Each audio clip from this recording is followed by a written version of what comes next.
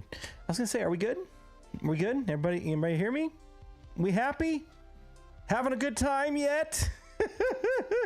No more 7,000 ping on this. Everything's green now. Everything's looking good. Puggy says, no, we are not good. What do you mean we're not good? So I rebooted my computer and I went downstairs and I rebooted my router as well. Because it was just not happy. So let me fix one thing with my camera really quick. There we go. And then here is going to be the true test of whether this is fixed or not. Are we ready? Are we ready? Yay! I can spam rockets again. Oh no, where are my rockets?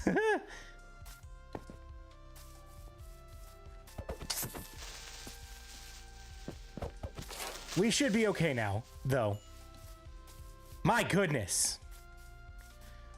What a horrible time that was. I'm so sorry, guys. Sometimes you think you've got everything set and ready to go, and it just doesn't end up working out the way you hoped. But we've got it corrected. Everything's fixed. Everybody's coming back in. We're here for the long haul. It's only 10 o'clock. We still got a couple hours ahead of us, I hope. Unless I start conking out, because I'm tired. The problem with Skynet, I know, probably there's like a Terminator outside just like ready to come get revenge on me for something. I don't know. True test of loyalty. Yes, I appreciate y'all. Thanks for coming back.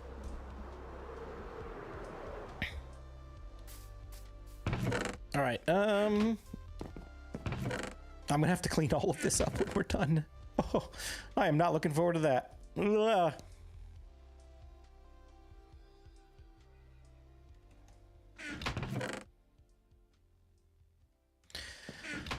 I need to take my sword out of my inventory for now, because I promised you guys that I would prioritize this mending bow.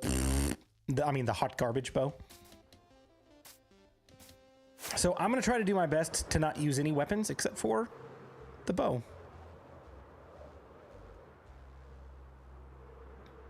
Oh, you know what? While we're paused, let's go over here and repair the axe or the pickaxe.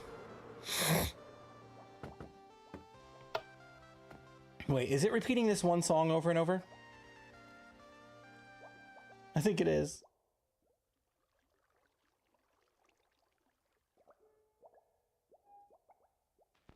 There we go. All right, yes, please. Round 2 of the stream. This is a totally separate stream than before, so if you have not liked this one yet, please go ahead and do so. There's 54 of you here right now. Hopefully we can get back up to 90, which is where we were earlier. Maybe even higher. Maybe more people will come hang out with us and watch us rip down a mountain. We'll see. I broke the like button. Whoopsie! Whoopsie!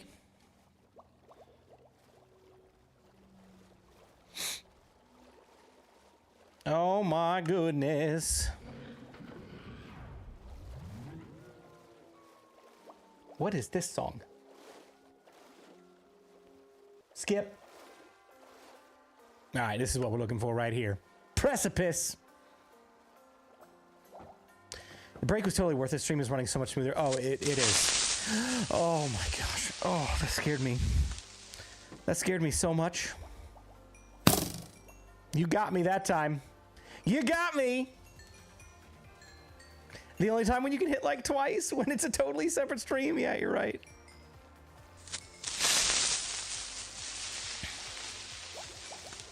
%1000% better, looks smooth, good. You know, sometimes you just gotta give the old router a reboot. I should have thought about that first. I'm a network administrator by day. So, honestly, I should have thought about that first. I should have just gone and rebooted it. It's been a long time. Been a long time since I've rebooted that router. Probably at least a couple of months. Probably should do it more often than that. Barely, but the music is there. Okay, I can turn it up. How's that? Is that better? Or too loud? I want the music to be able to be audible when I'm not talking, but to duck down when I am talking. Too loud now? Are you serious? How's about there? Is that better? Oh, no! I gotta take the elytra off, techly. Ugh, so rude. Gotta save those rockets. No! No! Oh, yeah, and whoever donated earlier, 5 subscriptions, or 5 memberships, didn't get a full spam of rockets, so yay! Thank you! I forget who it was. I'm so sorry. I don't have the names up there anymore because it's a different stream. Stupid internet. Pencil clock. I'm sorry. Streamlabs is mean sometimes. Yay!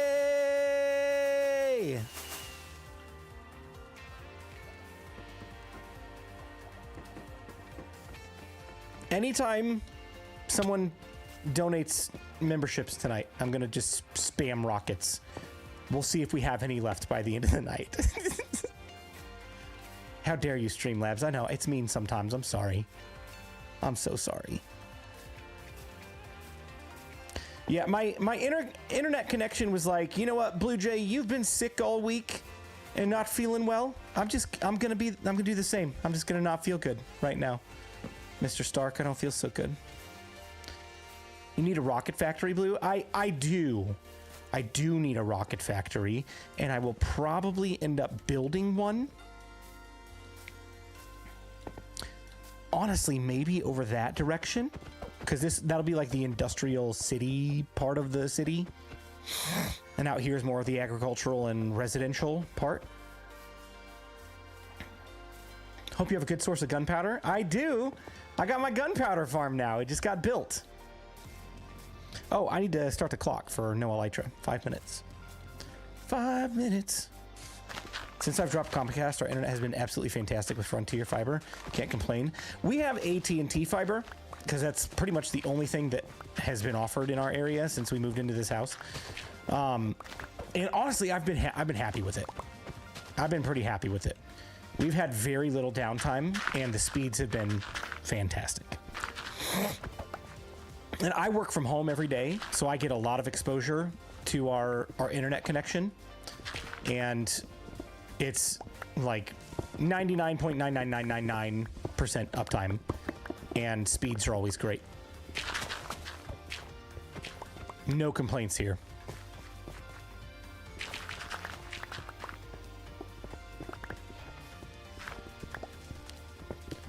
Work from home. I work. I do love the work from home lifestyle though, man. Like, there's a little bit more freedom with it than... Oh, I forgot I have no elytra. A little bit more freedom with it than when you're in the office.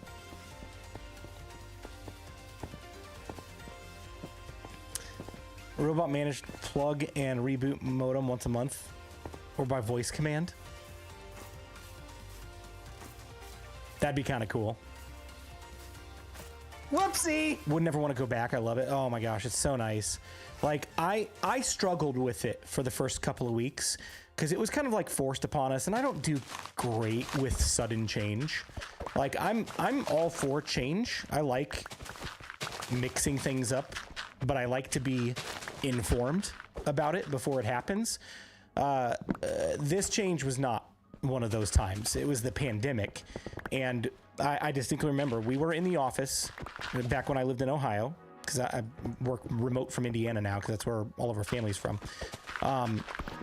But we were back in Ohio, and I was in the office, and it was a Friday afternoon, and our help desk manager came in, and he was like, all right, not ideal, but I need every one of you to stay late tonight, and we're not sure when you're going home, because we need to build out like 500 soft phones for our tech support department, because they are all going home tomorrow, or going home Monday to work from home. And if that goes well, then the entire company, which is 4,000 employees, is going to be working from home the following week. And so like we're gonna do what now? And then like news about the pandemic started coming out, and then they told us 2 weeks and we'll be back in the office. And then it was a month. And then they're like, well, maybe another couple weeks. And then it was another month. And then they were like, you know what? We're going to be home for the entire summer. We'll be back in the fall. And then it was November. Well, you know what? We'll probably just work from home until the end of the year. And we'll come back in January. You know what? Let's just, if you want to come back, you can come back. But we're just going to be a full-time remote company now. A soft phone Puggy is a software phone. Basically, instead of having a physical handset to pick up, if you're in a tech support role, it rings your computer, and there's a phone on your computer that has a dial tone and a phone number, and it works through like a phone server voice over IP system, essentially is what it is. And we had to build 400 of those out. We had to associate user IDs and phone numbers and set them up in the system and get them installed on people's computers and make sure that they didn't have any trouble with them. It was just like a huge nightmare, man. So Teams, kind of like Teams, but instead of it being like a username association, it's like an actual phone number. So if somebody from outside the company called into it, they would call them as if it was a real phone, but it would ring their computer. So, yeah, so that was kind of crazy. And then they basically told us we could have the choice to work from home permanently. And I asked if we could move back to Indiana after about 10 months of this, 10 months of working from home. And they were like, yep, no problem. If you think you can do the work you've been doing there, by all means, move back. And so, yeah, we moved here. So I do not go into the office at all. I don't have any office responsibilities. I can put my Elytra back on now. Yeah. But yeah, the first couple of weeks were an adjustment. I was not happy. I didn't have my own space. I was in my kids' playroom. They were very young and very loud. And it was just it was a hard adjustment for me, but as soon as I adjusted to it, I was so happy because my daughter was born 3 weeks before the pandemic shut down everything in the country. And so I basically got to watch her grow up from home, which was awesome. And now she's in prep kindergarten and going to school 5 days a week, which is kind of nuts, man. Seems like just yesterday she was born, man. Crazy how time flies. Pretty much how it happened for me too. As an accountant, all of my work is spreadsheets and team meetings. Yeah, there are definitely some jobs that need to be in an office building, but a lot of jobs can be done remotely, and we were forced to find that out by the pandemic. And I think that's honestly been a great thing for productivity and flexibility. A lot of benefits to working from home. No sleep. Oh, I didn't see it. I'm sorry. Okay, I'll get you next time. Next time it goes dark, I'll do it. See, this is the area I don't want to dig out, creeper. How many of you guys fill in the hole? And how many of you just put the top layer on? When it's a creeper hole, I fill in the hole. When we fill out this land later on, I'm not going to lie, I'm probably just going to do top layers like that.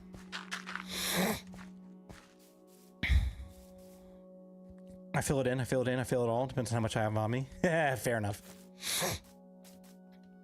I fill it all the way.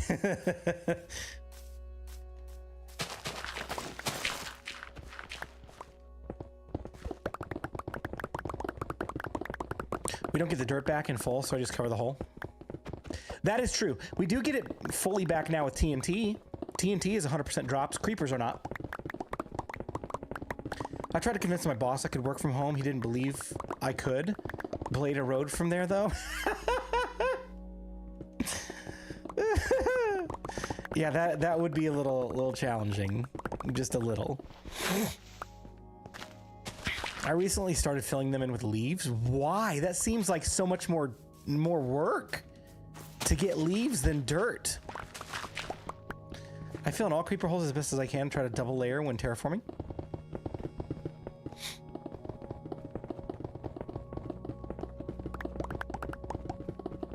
Remote control road grader. Fantastic. I think the pandemic reshaped a lot of jobs' perspective on working remote, especially in the IT industry. Yep.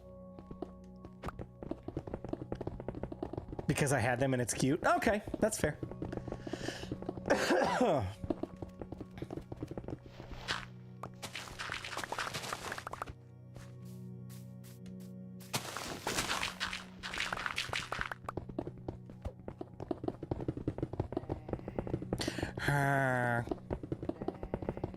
If they can control a robot on Mars, then you can pave a road with a remote. That is true. You should make that argument. You should make that argument. Just be like, you know what? Amazon is they're delivering packages by drone now. I've never seen it happen, but apparently it happens somewhere. So if Amazon is pushing the boundaries of what can be done remotely, I think we should start getting drone operated road pavers. Just bring it up to your boss. Maybe they'll expense it. You never know.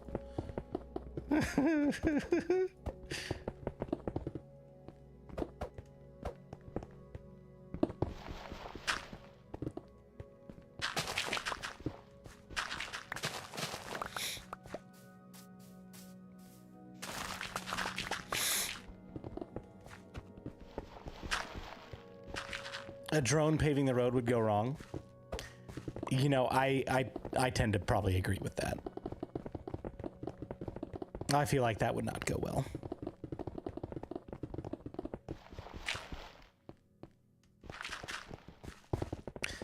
But who knows? Maybe in 50 to 100 years we'll have like drone technology all figured out, and AI will be operating it, and it will go based off a GPS location and streets and street signs and who knows whatever else kind of data it could read. It'll be fine. Everything is fine. I don't think so either, because it could drop stuff on someone or something. Yeah. Like, it would need to be, like, incredibly stress tested. And even at that, like, the human element, you're never going to be able to replace that. Ever.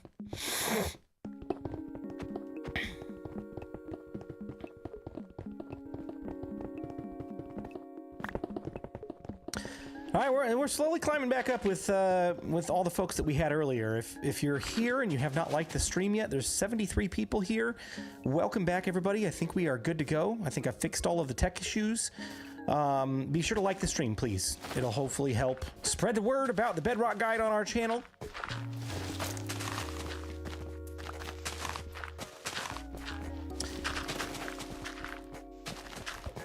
And speaking of working remotely, I told Prowl earlier today, I was like, you know what, if I had the opportunity and the means to go full-time on YouTube, I would quit my job today. So hit the like button. That might help that dream come true someday. Reminds me of an episode of Bones where they carried a head from a river into a building there and by drone and people saw it flying in. Oh my gosh. My wife used to love that show. I never fully got into it. I thought it was okay.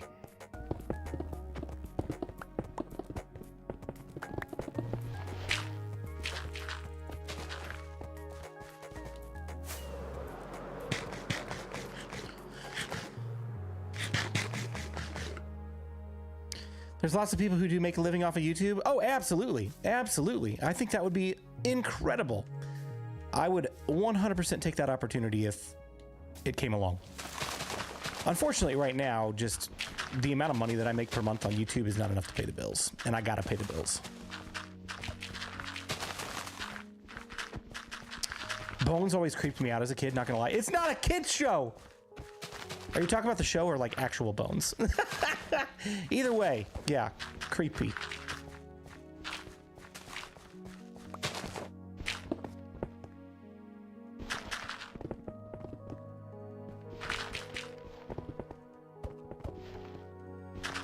My family had it on, I had no control. That's fair, that's fair. Oh my gosh, why does it keep deleting people's messages tonight? Calm down, Streamlabs. They're not doing anything wrong. Oh. That one got me. That one got me. All caps. Okay. Yeah, if you're typing in all caps, Streamlabs gets mad at that. What's everybody's opinion on all caps? Is that even a big deal? Should I even care about that? Why is it a big deal if somebody types in all caps versus all lowercase? I like it, LOL.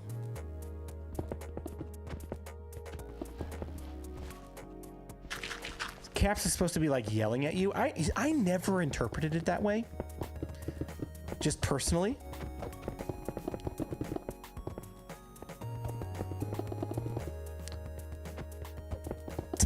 Soda, you got timed out again. All right, you know what? I say heck with it. Let's turn that off for the next stream. We'll let people have some freedom. I'm fine with all caps. I don't care. Wait, I didn't see what Papa Snuffy said. What did he say? I'm gonna fight with this bot. It's supposed to be yelling, considered rude, also hard to read.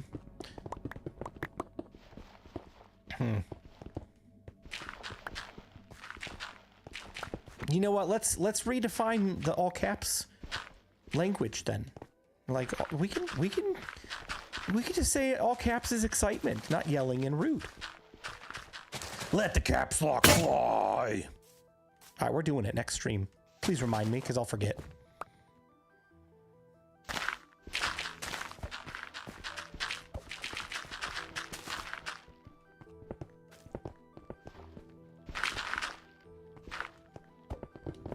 As long as people aren't like abusing it or saying anything inappropriate in all caps, because like even if you're saying things that are inappropriate in not all caps, you're gonna be fine. You're not gonna get banned.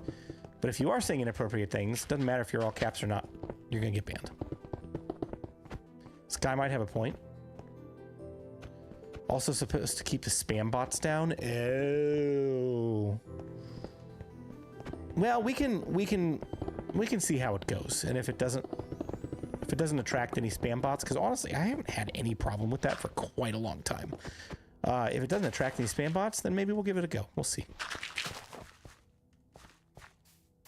Think we should be able to type in italics. It's fantastic.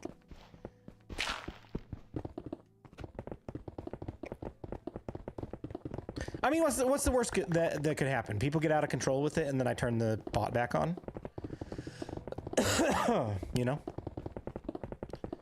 Why not use TNT? Because I don't have a ton of sand, and I don't want to go mine the sand. And honestly, with TNT, you're going to have to do some cleanup anyway. And I feel like that's going to take longer than just knocking this all out with a hay stew beacon.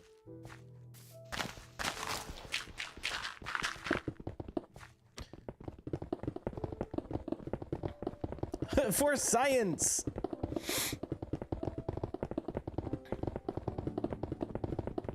That's why you have human mods. We'll keep it in line, Blue. That is fair. That is fair.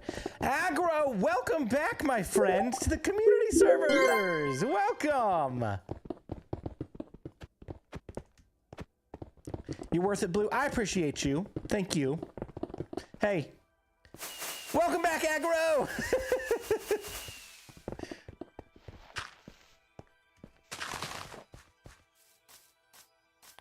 This is true sunflower power to the mods. Psycho just got timed out. Oh no.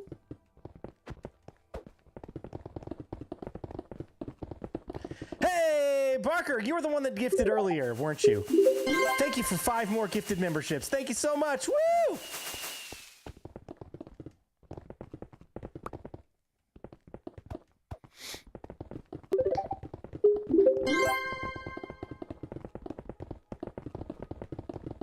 Hey, congrats to anybody that's got a membership. If you got one, make sure that you have linked your YouTube account with your Discord account and are part of my Discord server, because you will get access to both of my Minecraft servers, the Infinity and the Nest. And, you know, we got some great people that already play there. Would love to expand that community some more. So make sure you join up for the next 30 days while you got access.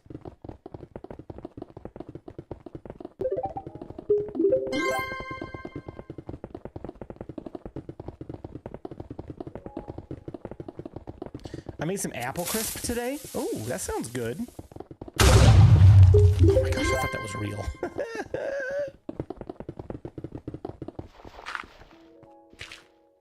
It's a blast on both servers. Yeah, it's been a minute since I've been on either one, but the next community event that's after Blue Plus U is going to be a community event on the Infinity server. And I'm really, really excited about it. It's gonna be a lot of fun. I don't have any details to share about it yet because I don't have them finalized, but we'll get there. We'll get there. It's gonna be sometime in mid-September.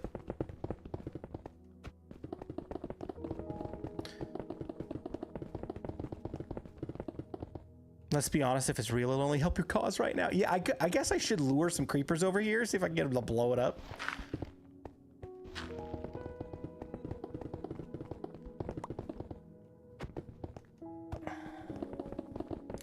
You ought to use some TNT on this mountain. I just addressed that a minute ago, and oh my gosh. I don't think that I'm gonna do that. One, because I don't have a lot of sand, so I'm gonna have to go mine it. All of the sand that I had, I smelted into glass for the gunpowder farm.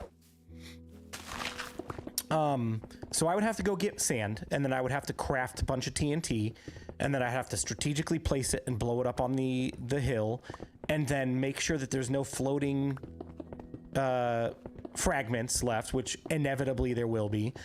And it's just, it feels like it's going to be a lot more work than just mining this out with haste 2. You know what I mean?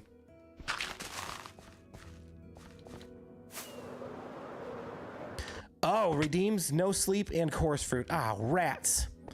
All right, hang on. Blue making his mod spam chat. Okay, I saw it. I saw it. I won't sleep. I promise. No sleep tonight. Does that count? I slept for like 5 seconds. Coarse fruit. Oh gosh. Oh no. Oh no. And I don't have my sword. And I'm gonna run out of stupid arrows. I don't know where my coarse fruit is. There we go. Perfect. All right, let's throw that away. Let's get some of this in here. We're gonna die, guys. It's gonna be great. Whoa! Settle down, computer.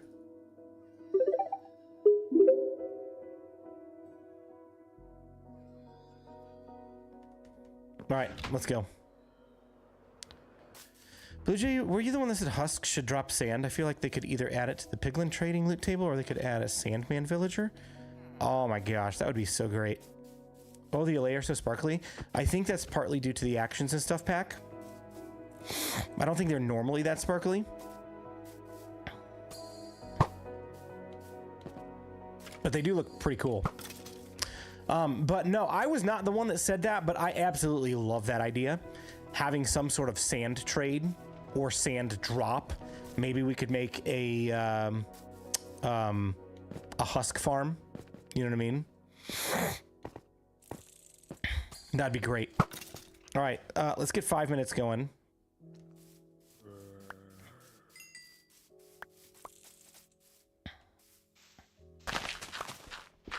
Surely I'll get hungry again here shortly so I can eat some of this coarse fruit as well.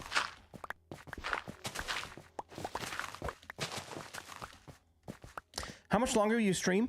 It is 10:40. Probably at least another hour and a half. I'm feeling okay right now. My voice is holding out. I don't feel super terrible. Honestly, today I felt fine. It's just that my voice has been kind of hoarse and weak. So as long as my voice holds out, we'll keep going for a while. I want to get as much of this mountain done tonight as possible.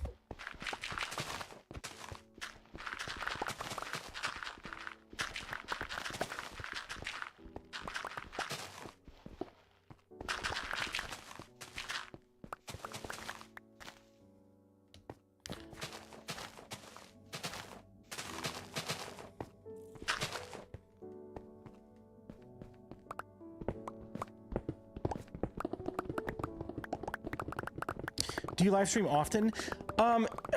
It's kind of come and gone in waves. I used to live stream all the time.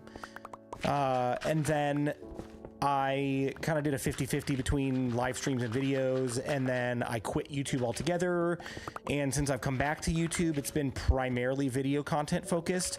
I'm going to shift a little bit back more toward the streaming side of things. Not to say that it's going to overdo the video content. Video content is still the priority, but I'm going to incorporate more streams in the production of video content, if that makes sense. So hopefully coming up going forward, we're going to be streaming a lot more. Because for a while now, it's been like once a month or once every 2 to 3 weeks at most. I would like to increase that. That way we can hang out more during the process.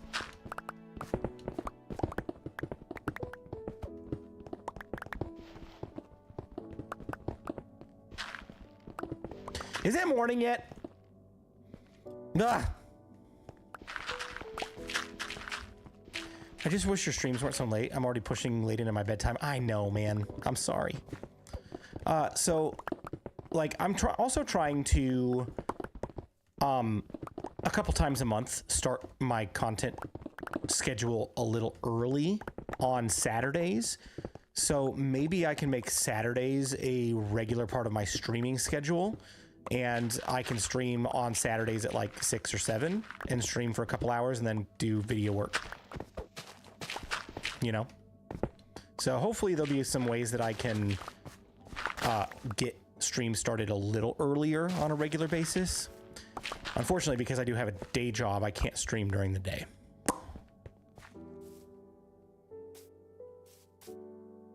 It's 14:40 here, a day later than most of you. Yeah. Getting up at 1 a.m. sucks. Oh my gosh, you get up at 1?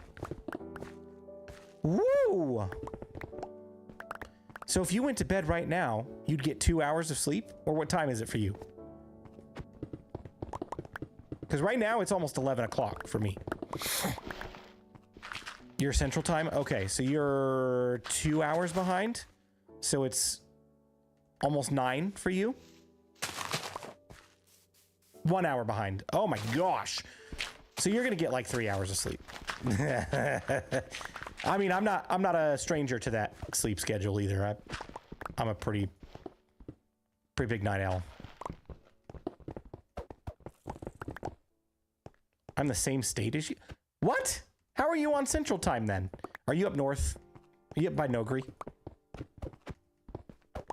Because I'm on Eastern Time.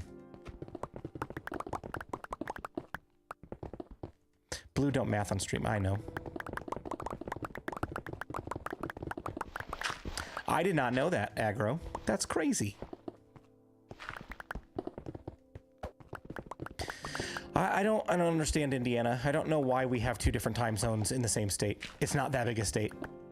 Like, if it were Texas or something, it'd make more sense. But it's like, Indiana's not that big. It does not need 2 time zones. Nogri lives like a half hour from me. Oh, no way. That's cool. I didn't know that. How did I not know you were from Indy? You know what? I'm going to, I did that 5 minutes for no sleep, even though it was just don't sleep. I'm going to give you another 5 minutes because I haven't eaten a single thing of course fruit. So we're going to 5 minutes from now. Yay! Hello from Germany, Karsten. Let's talk about Chicago. Oh man, I wouldn't want to be in Chicago right now. Too much politics going on up there this week.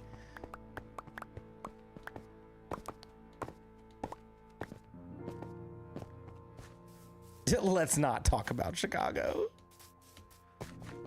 Yeah, dude. Yeah, we won't get into that here. We won't get into that here. We'll keep this a happy place.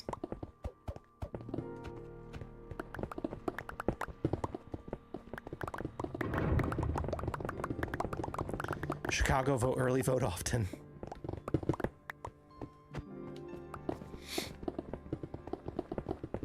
Man, I don't know how you all feel about the whole political scene right now, but I am over it. I am ready for November. And whatever happens, happens. I have my preference. I have my opinions. I think one way about things that I'm sure many people will disagree with. But I'm ready for it to be over and accept whatever fate comes in November. Again, I have opinions on what I think would be a better option, but many people will disagree with what I say. But yeah, I'm over it. The political scene is a dumpster fire. It's absolute trash, man. I would rather use a mending bow every day of my life than listen to one more person talk about how their candidate is the savior of the world and the other candidate is absolutely going to destroy democracy, because both sides have said it. But only one side is true. Just kidding. I'm sorry. Oh, man. Yeah, it's been kind of nuts, man. Like...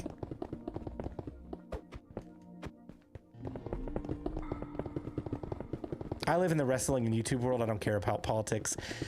You know, I used to be the same. I used to just be like, you know what? I don't really care. I'm just going to mind my own business and not really pay attention to it. But honestly, like, as an adult with a family and how our family has been affected by, you know, honestly, the last 4 years, it's been a little bit tough.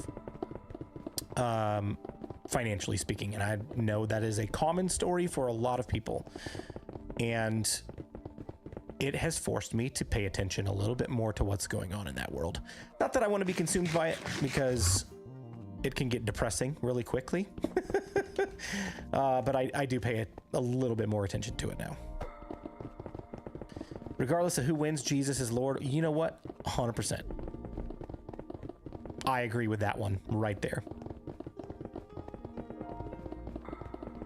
I heard today that you're thinking about changing the mending bow forever. Hey, I didn't say that. I said if they added a quiver to Minecraft, I would consider it. Because a quiver, if done right, could let me carry 5, 10, 27 stacks of arrows. And that would, in all intents and purposes, be close enough to infinity that I could justify having a mending bow. But if it makes me take up multiple inventory slots for arrows, I'm out. I'm still infinity forever.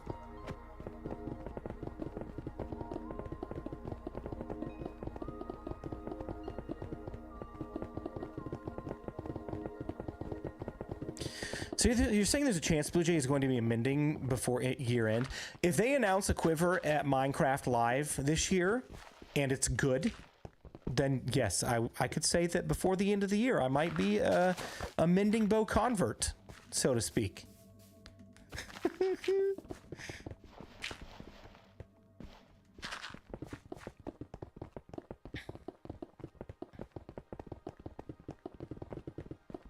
Someone needs to clip Blue saying how great mending is. What a traitor. It's 5 o'clock in the morning for you. Are you still up or are you just getting up? Honestly, a quiver would have made more sense than the infinity enchant in the first place. I don't know. The infinity enchant is pretty cool. Having one arrow that lasts forever is pretty great.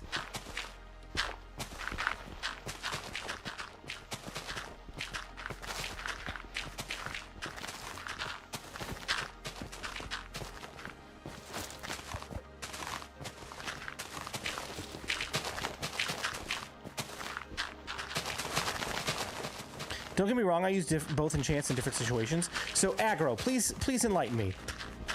What opportunities do you take to use the mending bow, and what opportunities do you take to use the infinity bow? My 5 minutes is up, but I'll top off with chorus fruit.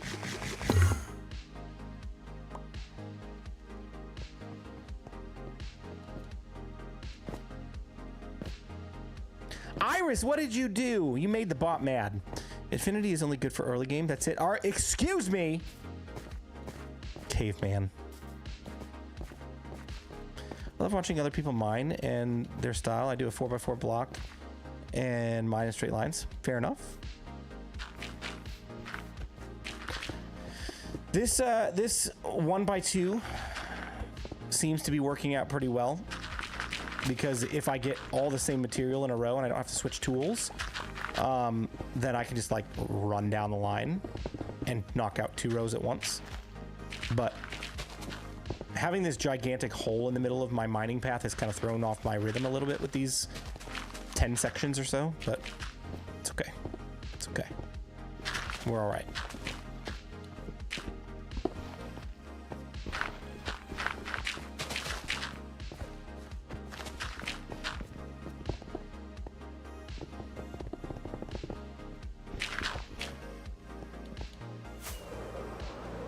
I'd rather have infinity on my bow than have a million stacks of arrows in my inventory, to be honest. See, I'm not unreasonable. I'm not unreasonable. If the benefit of having something that would allow me to carry mass arrows and use them, because like I can carry this shulker box of arrows around, but that does me no good because they're in the shulker box and I got to pull them out and stuff them in an inventory slot every time I want to use them. If I had something that would allow me to carry a lot of arrows in one slot, I would 100% use mending, because the benefit of that outweighs infinity at that point, because you're basically getting infinite arrows and mending, because the amount of times you're going to have to re-top off something like a quiver is going to be significantly less. And at that point, it's like carry a quiver of arrows and get a mending bow that will repair itself, or carry a quiver of arrows or 1 arrow, doesn't matter, it's the same, it's 1 inventory slot, and have a bow that loses itself over time. Right? But as it stands right now, it's either you get infinite arrows or you get infinite bow. And I find the infinite arrows much more useful than the infinite bow, because I don't have to repair my bow all that often. In the life cycle of a world, if I don't die and lose the bow, I will probably have 2 bows. So it honestly is not that big a deal. Oh, I'd want offhand if that's the case. Oh, dude, offhand, it's gotta come. 15th anniversary Minecraft, come on, it's the year. It's the year of offhand for Bedrock Edition, please. We already have partial functionality. Let's just bring it home, please. When they said combat update at Minecraft Live last year, they gave very, very few details about what all that would entail. I was hoping that it would include sweeping edge for the sword. I was hoping that it would include offhand for Bedrock Edition. Some things that Java already has that we don't. But unfortunately, we did not get that. But what we did get was really fun, like trial chambers. I'm not dismissing that. I'm not saying that was not a great update. Trial chambers were awesome, and I want to go do some more sometime soon. But it's long overdue for Bedrock Edition to get offhand.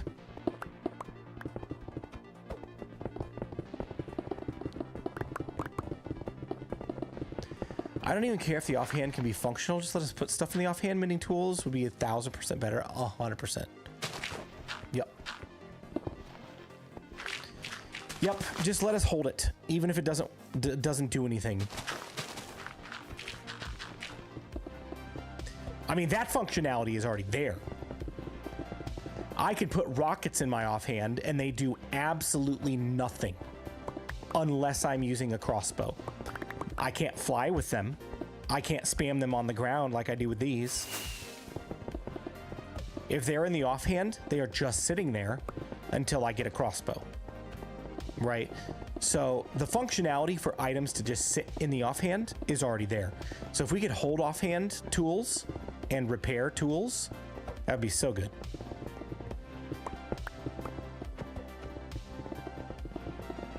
We just want to be included in the offhand fun. Yes, that'd be great.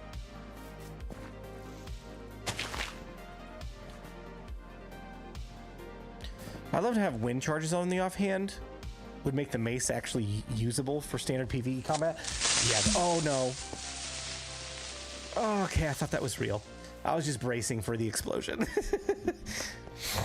I think they'll get there eventually. It's just the weight that kills us. I know. I think they're working on it. I think it will come. I don't know what the holdup is because I'm not a developer and I don't have a developer's mind. And I don't know what they need to do and accomplish for that to happen. Aside from the fact that they are continually releasing content updates. So it's not like they can just halt those to work on a feature for one, because if they do that, then Java loses out because Java already has it, right? The holdup is realms being broken for people. No, that is not the holdup. This has been an issue for years. Stop it. I'm curious, like, what the deal with realms is right now, though. Like, I've had pretty great success with realms. Honestly, I haven't played on my realm for a few months because my kids have been playing other games besides Minecraft. But we have a family realm, and we've been able to play on it pretty consistently without issue. Has anyone ever brought up the fact that BluJay eats chicken on the regular? I'm not gonna lie to you. I was going through my comments on YouTube the other day, and it's been a long time since I've looked at like hidden comments because I just have them. I have YouTube auto hide stuff that's not appropriate, and some dude had the audacity to like cuss me out for using chicken. Like, why the bleep are you not using golden carrots at this point in the game? Why waste my time watching this garbage? I'm like, wow, that was rude. And then I said, aggro, please don't ever say that to me ever again. And here he is bringing it up on the stream. I'm just kidding. It wasn't aggro. It was somebody else. It's not the fact of the food. It's that you're a bird. Oh my gosh. I never thought about that. Is that considered? I don't know. I don't want to say it out loud because I don't know if I'll get in trouble for that on YouTube. You know what I'm talking about, though.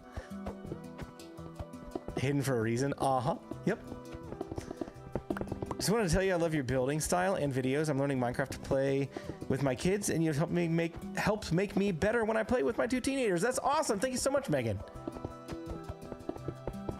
I absolutely love making the videos and all the fun stuff we're building here. It's gonna be great.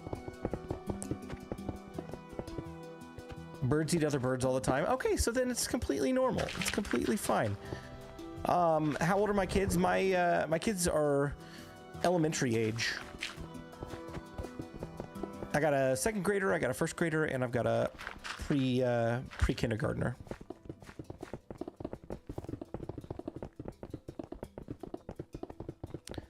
If soup bowl food stacked, I'd be eating that. LOL, suspicious stew for the win.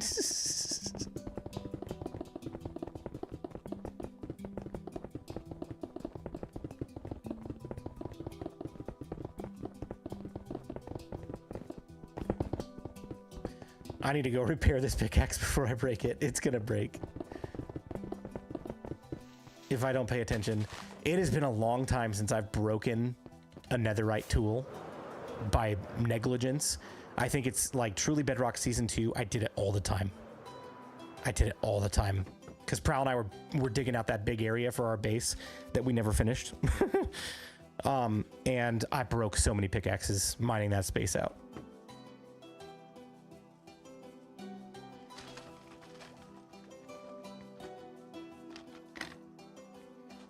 Just saying getting mad over a food choice in a video game is crazy. I know, people are crazy. People be crazy.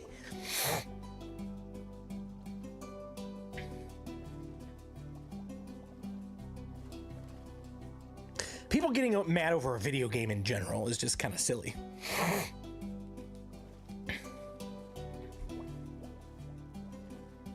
All right, time for me to go to get a 3-hour nap before work. Have a good evening, all aggro. Get the best rest of your life tonight, buddy. Thanks for hanging out. It's good to see you. Tex, you too. Have a good night. Good to see you back. What's up, Timu? I mean, I eat baked potatoes in my world. I build the farm, and I'm going to use it. Right? It's there.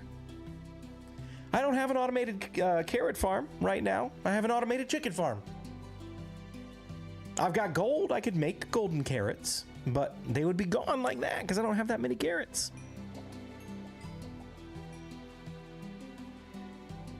I have a furnace duct cleaning tomorrow morning, so I can't even sleep when the kids go to school. No. Just let the guy in and be like, hey, I'm gonna go take a nap. Just do it. Do your thing. Or are you the one cleaning the duct? That's the question.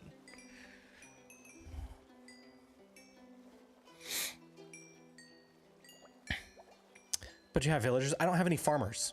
I have no farmers. Same problem. Paying a company like 500 bones to do so. Oh, woof. Yeah, you deserve a nap for that. That's for sure.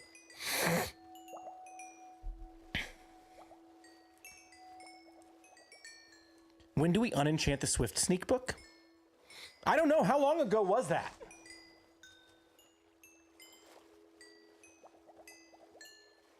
It's been a while. Is it time?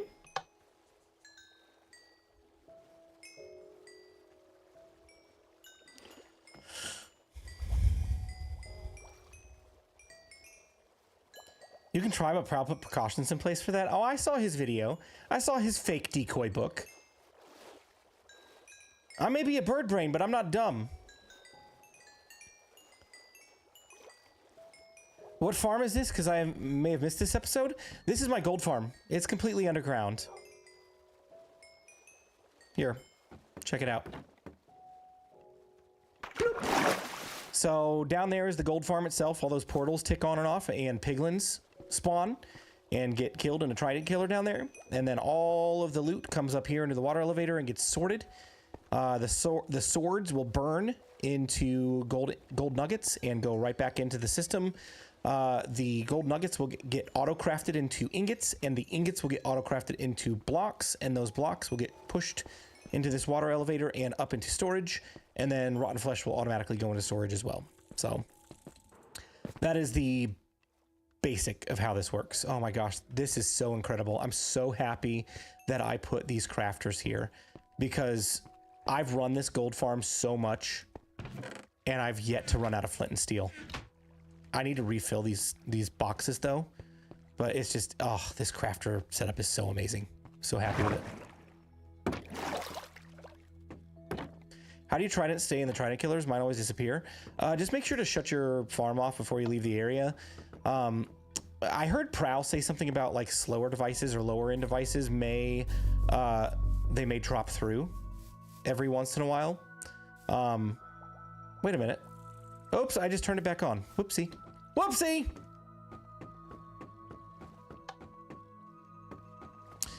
But yeah, just try to make sure you shut it off before leaving the area.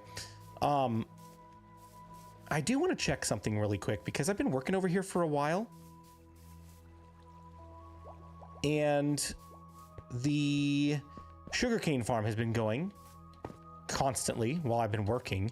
I don't know how many shulkers we've used up, and I don't have any more to replace it with. Oh yeah, dude, 2 full shulkers of sugarcane and more on the way. Let's see how this one's doing. I'm completely out of shulker shells, like 100% out, because they're all being used to fill this crafter. But I've got, okay, good. I've got 8 shulker boxes left, plus the one that's in there right now. How full is this one? Half. Not bad. Not bad. Do you have a video about using crafting boxes? Do you mean like the crafter? The new crafter block? I've got a couple videos on that. One of them was the storage system for here. We did a whole video on this storage system alone. And then we did a video on how to update old farms, like the gold farm, the iron farm. I did, I think, one more farm in there with crafters. Your farms are crazy, but really effective. Thank you. I attached a shulker loader to my hay baler so it fills those instead of hopper slots. We'll hold a lot more now. That's actually a really good idea.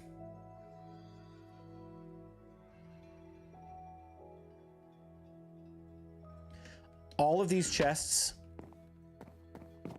are from when I started digging this stuff out. And they're already almost full.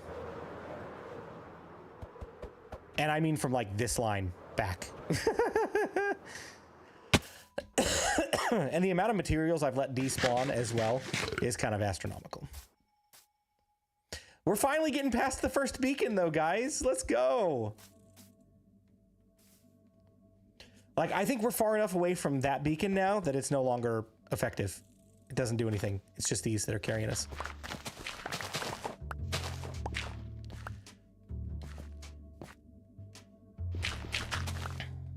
Oh, you built a piglin bartering farm? Those are so fun. I love those things.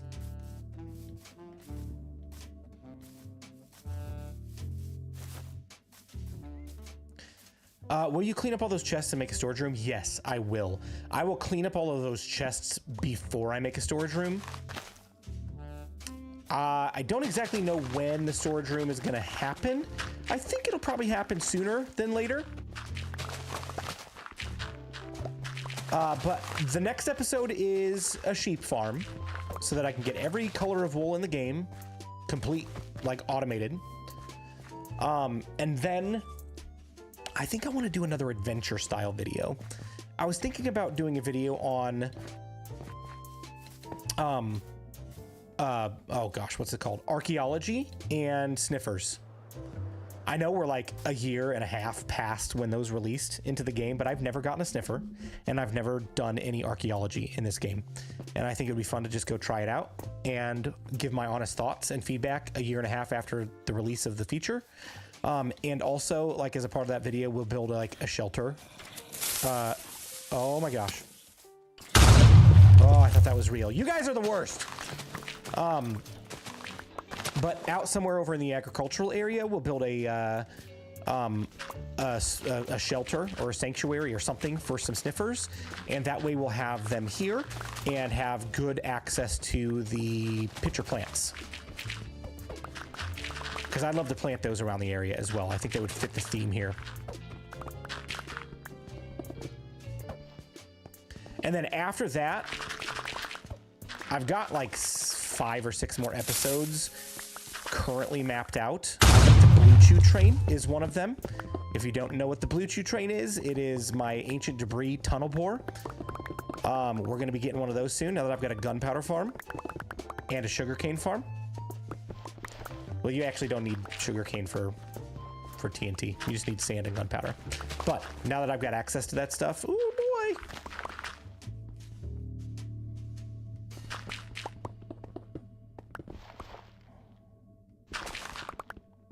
Allays make the best collection system for the sniffers. Duly noted.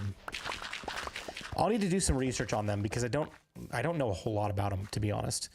When the update last year released, it was like a few days before my surgery. And then I was in bed for a good part of a month and a half. And I did not play Minecraft really at all during that time. Then toward the end of my recovery, I started playing again, but I started this world last summer. And it was too early game to do any of the new stuff. So I've yet to do any of the not agriculture, the archaeology and sniffer stuff.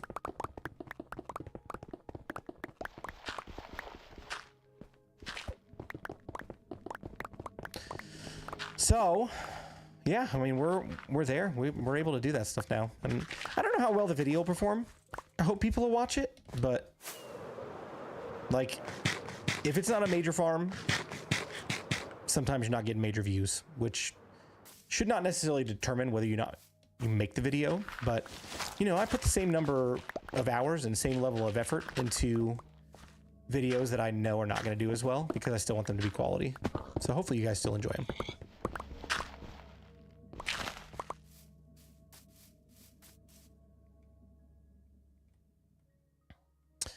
They are also bugged still. They only sniff seeds on grass, no other blocks. Really? What are they supposed to sniff on? Everything? Or just like grass, dirt, gravel?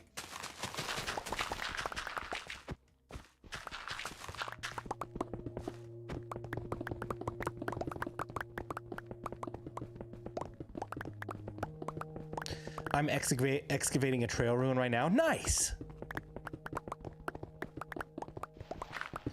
YouTube is like one giant TV guide. There's something for everybody. That is so true. That is so true.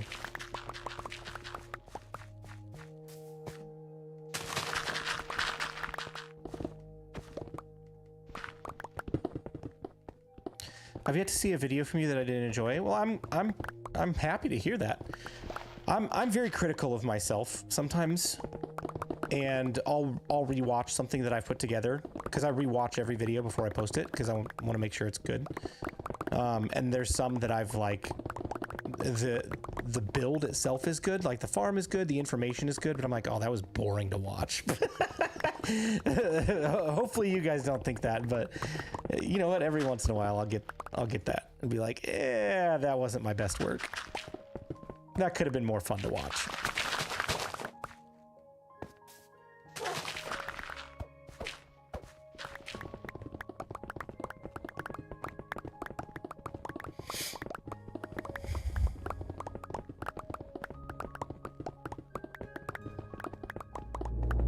Silk Touch is also good for ores, keeps your inventory less full. That is so true.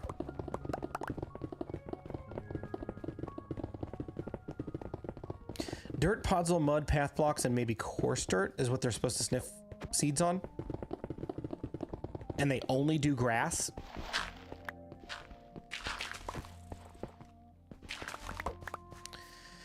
It seems like Mojang probably said, well, you know, not our most utilized feature. Hey, at least they work on grass. We'll get to that eventually. Like, how many of you, let's do a quick survey. How many of you that are here right now have found a sniffer in a survival world and utilize it for pitcher plants? Whoopsie! Whoopsie!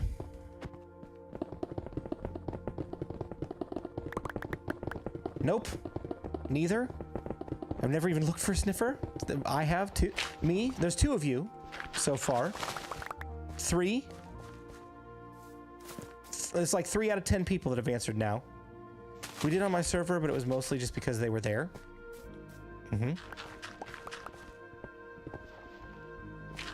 Yeah, so like there it is. Most people have not even gone to look for the feature, which is sad because like sniffers are really cool. It was a unique mob. It comes with a cool decorative option that you can't get anywhere else. But not everybody cares about flowers, and not everybody cares about collecting mobs, passive mobs in particular. I haven't even looked for frogs. I just got my first frog in the game a couple months ago when I was doing the sponsored video that Mojang did with me. And I killed the frog by accident, so I don't even have it anymore. But I should do a frog sanctuary here somewhere too. That'd be fun. Like get like a animal pen for every type of animal and make it look pretty. I love my frog light farm. I really need to build one of those. I kind of want to try to figure out how to use frog lights in some of these builds. But I don't know yet. I haven't fully decided on lighting outside of the fire yet. I've got torches on the side of the building and I don't know that I like it.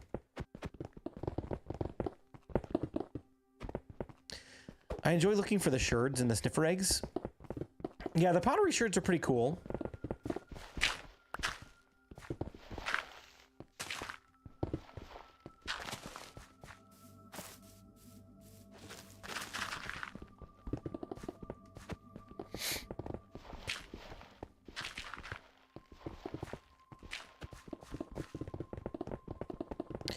I just don't know much about finding the archaeology stuff. So there's, I think, 2 primary ways to find archaeology. Actually 3. Correct me if I'm wrong. One is in desert temples. There's always an archaeology room in a desert temple. So if you find a desert temple, look around. You should find a room that has suspicious sand in it. You also can find trail ruins, which are like just random structures that look like they've been buried through time, right? Those are just found throughout the world. And then the third one is the suspicious gravel in the ocean, and that's where you can find sniffer eggs. Is that correct? Is that all of them?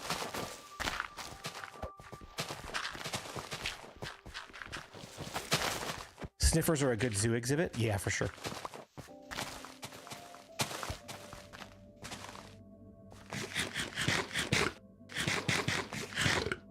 Got my first cable back to base, tied it to a post, went away, came back, and it had disappeared. No! Did you put a name tag on it? I don't know that you should have to, but... Or maybe the lead broke and it wandered away. I've had that happen with horses. Yeah. Archaeology is kind of boring to watch, but honestly, digging out a trail run and trying to keep it in one piece is quite a bit of fun. Well, I will keep that in mind then. I will try to figure out a way to make the content of the video not boring. Maybe I won't advertise it as like an archaeology video. Maybe it'll be like top 10 things you need to know about sniffers or something. I don't know. I'll have to think that one through. Maybe it could be titled like Sniffers a Year Later. Are they actually worth it? The problem with like that kind of video is that not a lot of people are searching for it. So unless you get suggested the video and happen to click on it or subscribe to my channel and see it in the feed, like it's not going to get found through search results. Like my creeper farm,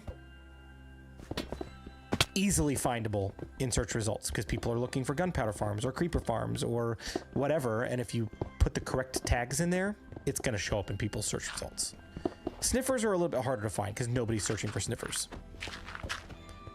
Title it treasure hunting. Yeah, I don't know. I'll have to think about it. Prowl, you shut your dirty, rotten face. You're a sniffer. I've been a sniffer for the last 2 weeks.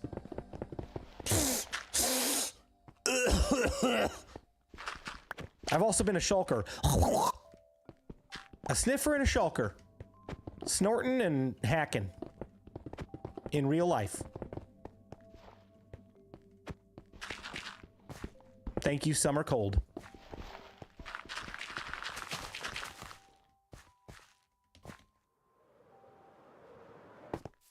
Prowl's actively trolling. It's because Prowl's a troll. I don't know, Prowl. I can't call Prowl a troll. I was going up to him earlier and just spamming rockets in his face. It was pretty freaking funny.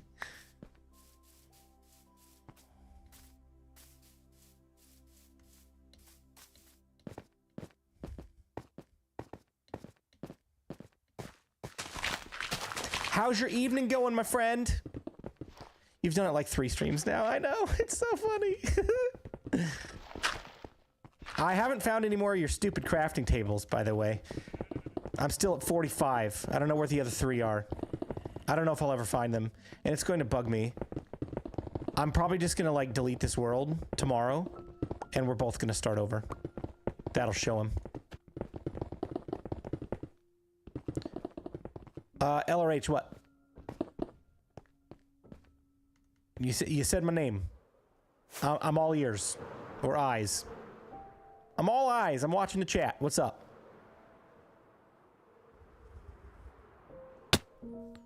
Ouch. My Little Pony Nether Hub win. My trading farm plans are ruined now. Dumb mechanics. What happened, dude? I know you said it wasn't working properly. Did you fix it? Or is it just like not gonna work at all? Read above, sir. Okay, hold on. There's a lot more to archaeology than the sniffer. There are sherds and also fossils. My husband found a huge one and we excavated it. It'll be a niche type thing, but there will be people interested. Okay, cool. Awesome. Yeah, like I said, I need to do some more research into it before I actually do the video. And that's usually what I do like the week leading up to recording. As soon as I finish the previous video, I usually start researching what I'm going to do for the next one. So yeah, as soon as I get this one finished, the sheep farm, I'm going to start like looking at the wiki and learning all there is to know about archaeology before I try to tell you guys about it. Supposedly offsetting any kind of village point of interest will stretch the village center. How come that didn't do that in your test world though? It worked fine. What's different about how you built it here than in the test world?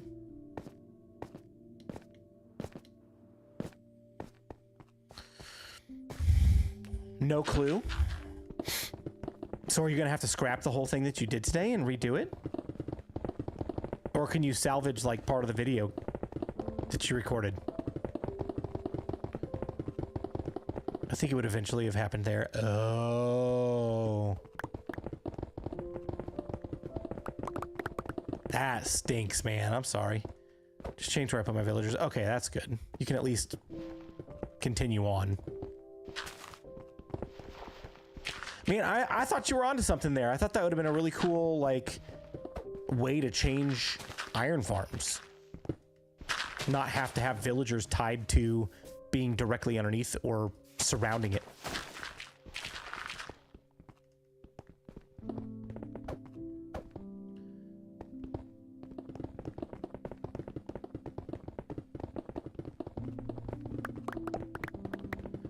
Which one's Proud? Which one's BluJay? They're both diggers.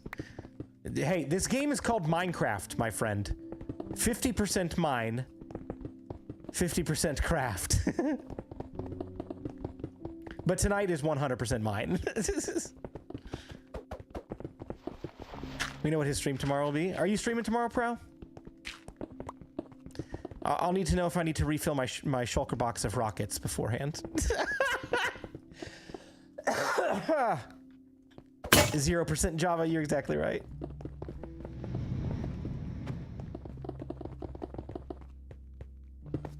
Dude, it feels so good to be back into making content again. Like, I've been itching for the last several days to feel well enough to do it. And this morning my voice was like much worse than it is now. It's still not fantastic, but hopefully you guys can't tell too much. But this is just, it's relaxing to me. It's relieving to be able to do this. And I'm glad you guys are here. I'm gonna TNT your creeper farm with your own gunpowder. Oh my gosh, you suck.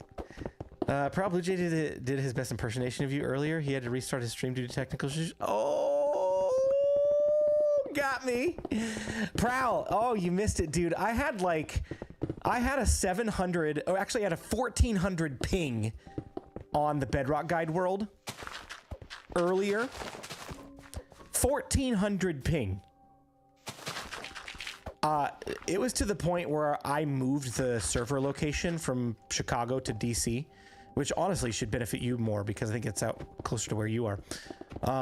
But I moved the location to see if it would fix anything, and it was not the server. It was 100% like my house technology. I rebooted my computer and I rebooted my modem. I had to shut down my stream because it was horrible, dude. Like, I was trying to spam rockets like this, and it was like, I would rapid click and it'd be like, pew, pew, pew. It's like, what's wrong? It was so bad, dude. It was so bad. We spent like the first 30 minutes. We spent like the first 10 minutes talking, and then like we got 30 minutes of solid work in, and then like I was troubleshooting for 20 minutes, and then I had to kill the stream entirely. It stunk. Off to bed. No, you can't go to bed. No. Sit your bottom back down and watch this stream. Log in and troll me. That's what I do for you. Your pickaxe is so fast. Well, it's the combo of efficiency 5 and the haste 2 beacons. It just makes everything insta-mine. Oh, it's late. I've got to crash. Physical therapy in the morning is going to kick my butt. Good night, Blue. Hey, thanks, Drew, for hanging out. I appreciate you. Have a good night.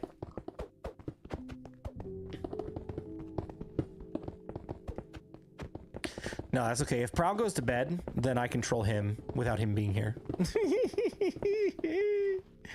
Good night, Prowl. I'll see you later.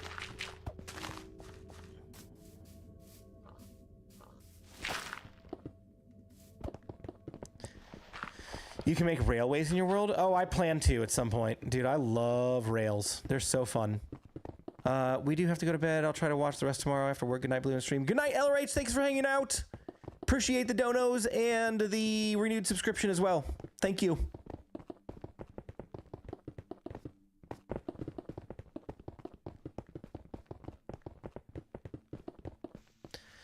All right, I don't know how many rows we've gone tonight since we started, but let's get another quick peek at what we've got and what we still have left to do. Oh, we're getting closer. We're getting so much closer. I kind of want to bring the mountain back to here, like this. You see this like flat section right here, and then this little flat section right here. That's kind of what I want to be like the edge of the mountain. So I want to like cut. Maybe keep this over here, but cut from here over and around.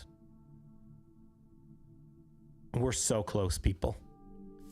We're so close. And then we'll need to flatten some of this out over here over time as well. But if I can get all of this section cleared, I can get my sheep farm taken care of. FYI, Blue Prowl has scheduled to stream every day this week. Fantastic. Fantastic. Looks like a cobalt mine? What do you mean?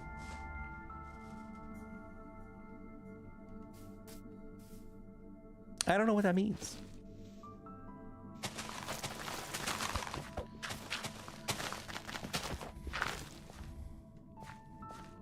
I'm almost past the prank area.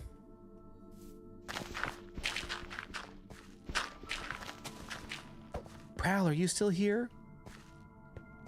Can I prank you? Or are you still here? Are you going to find out about it?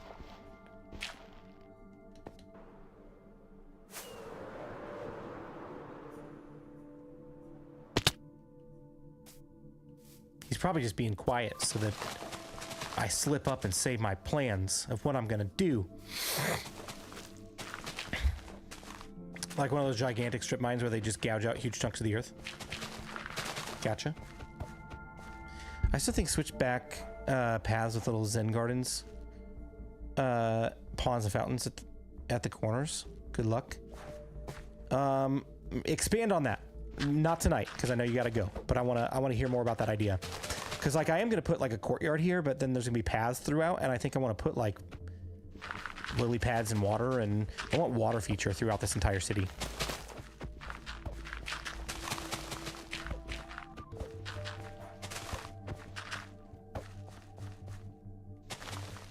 Ow!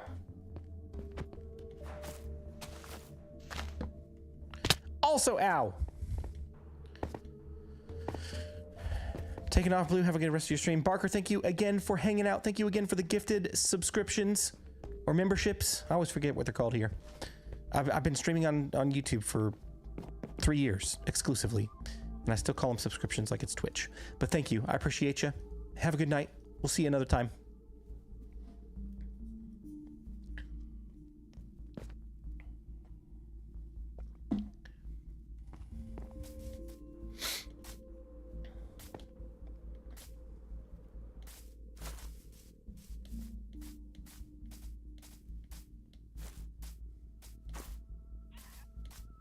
It'd be a late night's work, but I think it would be worth it. Swap all the dark oak tree wood in his little forest with birch.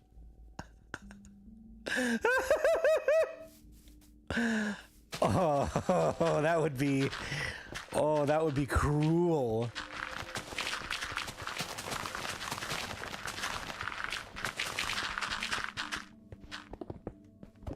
Here's my question to you, TMO. Would I have to clean it up? Because I've always told Prowl, clean up your pranks, and he never cleans up his pranks. I always clean them up for him. Like those crafting tables, I cleaned all of them up except for 3. I don't know where they are. Prowl never cleans up his pranks. So would I be obligated to clean up that mess? Because that would be a big prank.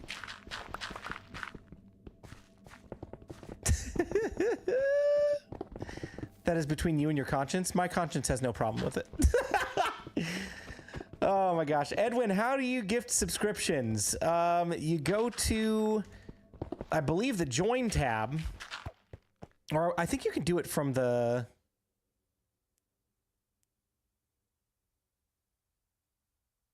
Can you do it from here? I don't think so. I thought you could do it from the chat. But I think you can go to the Join tab on my... main page, and there should be a gift subscriptions option there.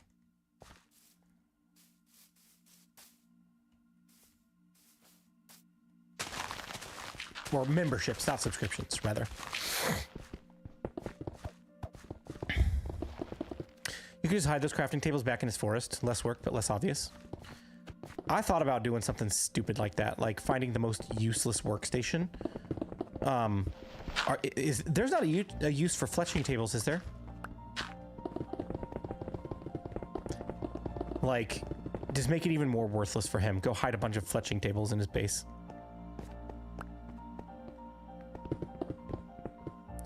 There's a dollar button in chat. The dollar button for me does not have the gift subscriptions on there. Like when I click on it, it just shows show super stickers and super chat. But maybe that's because I'm the channel owner.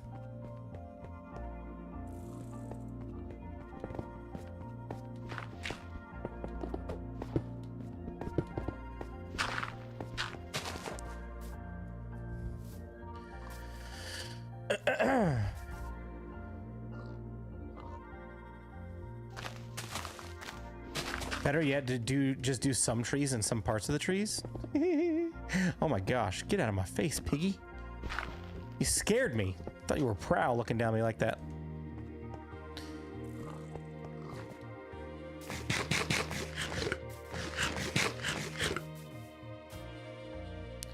Anyway, I'll send you a message sometime this week, maybe with pictures. Please do, thank you. Would love to hear some more ideas.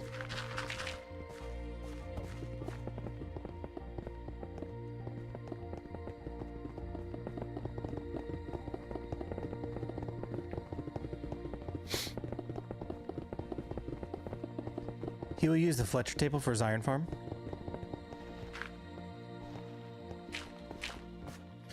Yeah, I guess he would, because he's a mending bow guy. He'd be like, oh, thank you for that.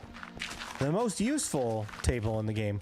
What's the most useless workbench in all of Minecraft? The most useless. How long am I going for? It's 11:32, maybe... I don't know. I could go another half hour, 45 minutes, maybe longer. We'll see. We'll see how we're feeling. I don't think you saw my message above. I'm sure you could probably find a volunteer to delegate the hard work of your prank too. Yeah, like sneak one of you guys onto the world. Hey. While he's sleeping, just come on here and just do all of this, please. iPhone doesn't like gifting memberships. iPhone is great in a lot of ways, but when it comes to stuff like that, yeah, it's kind of a... They lock it down. They lock it down pretty good. Anything that does not monetarily benefit Apple, they lock it down. Hide cauldrons underground near his iron farm. I don't want to do anything to like break his iron farm, you know what I mean? But I still like my prank idea from earlier tonight, which I don't want to say again, just in case he's watching this show. I don't think he's still here, but who knows?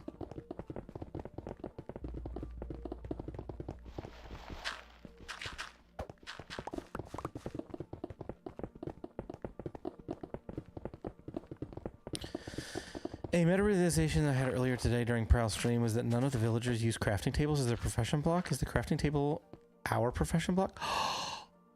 Whoa. Mind blown. I've never really thought of it that way, but I think you're right. I do think you're right, TMO.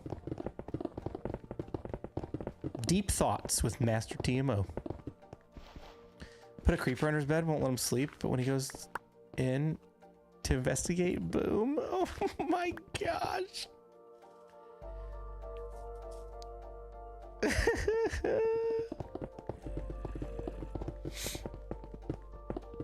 I don't know, I already tried killing him with creepers once. It didn't work.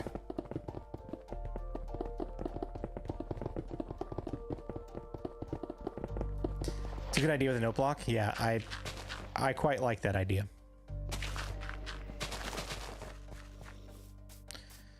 Just enough of a nuisance that every time he walks by, he knows that it's there. How do you get mob heads in the game? charged creepers, blowing them up with charged creepers. So would I have to get like a pillager and blow it up with a charged creeper? I mean, that would be a fun stream project.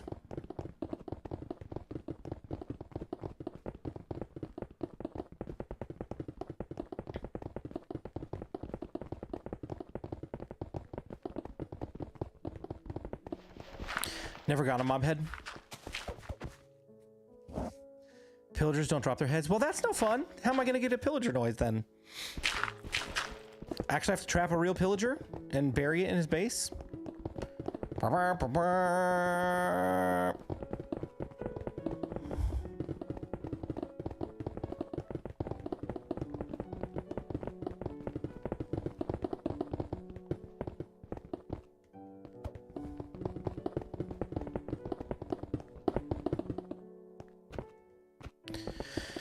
Yes, charge creepers. I mean, Neville is making an appearance again. Is that what I named my charge creeper from way back in the day, like 5-6 years ago?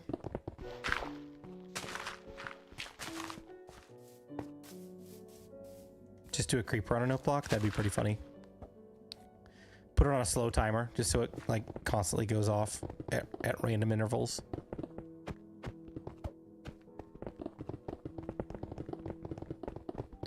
Just creeper, skeletons, zombies, and piglins? Really? That's it? We can't get any other animal? That's dumb.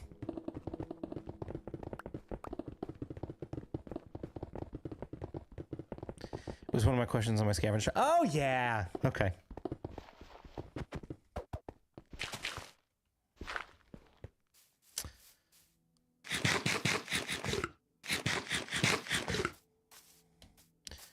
So here's kind of what I want to get some feedback on. Oh my gosh, we're getting so close. We're getting so close. This is amazing. It's amazing. This house up here. Okay. I built this before I had full plans for what I want to do in this base, and I think I can keep it here. Eventually, I think I am going to convert it and get rid of the villager breeder. It's going to stay for now because I do plan long off in the distance in time.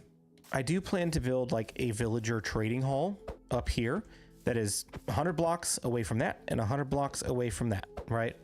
So it won't affect the iron farm. It won't have any issues. So like way over here, build just like a tower or something and have every villager profession in there. Just have a massive trading hall. Right? But I don't know what I should do with this build in the meantime, especially with like the aesthetic. It's similar to what we have going on here, but it's quite a bit different with like the stone.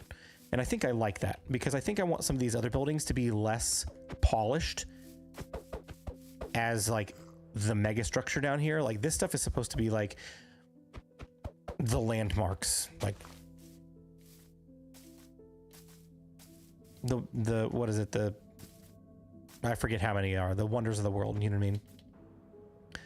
So like this is obviously going to be primarily quartz and all regal and all of that. So is that building.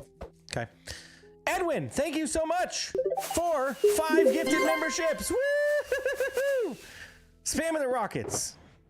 I don't know how many we've blown through tonight, but it's worth it. Thank you. The other thought that I had as well is that some of the residential and some of the agricultural builds out here are probably not going to have any quartz because like that's the wealthy part of the city, and they'll be like the farmers and stuff, and they won't have like fancy stuff to build out of. So it may be I use sandstone out here in combination with stone. I don't really know what the build palette is going to be, but do you guys think that it's okay to leave this building as is? I mean, I know this was like our first building over here. Should I change it? Should I make it different as far as block palette? I don't know.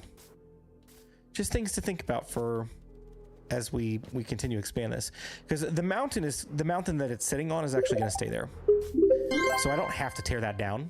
I just don't know if I want to keep it like that or if I want to make it different. I don't know.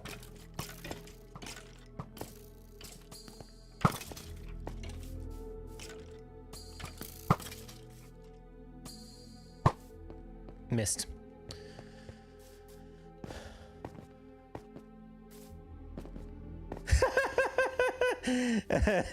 Sir, how do you say your name? Sir Gout?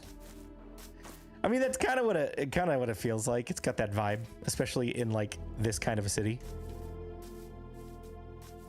Not that I necessarily want it to like be that, but I can see where you get that idea. But I am gonna repurpose it at some point to be not a villager breeder. I just don't know what to do with it yet. Bye. Also, let me go empty my inventory again. It has a Greek mythology feel. It's supposed to have kind of like that ancient civilization kind of feel to it. It's supposed to be like, it's honestly based loosely, extremely loosely off of Babylon, like the Hanging Gardens of Babylon, the giant temple that they had in the city there. That is one of the, what is it, seven wonders of the world. I am going to have like the gigantic gate that is associated with the city of Babylon over there, and giant walls around the city and all that. So this is loosely based off of that, but it's also kind of got that Greek feel to it as well. That doesn't look like anything like Babylon. I said loosely based off of it.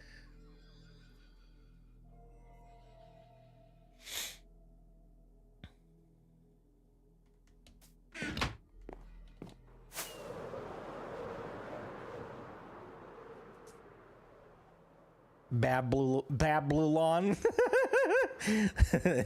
That's too hard to say. Babylon.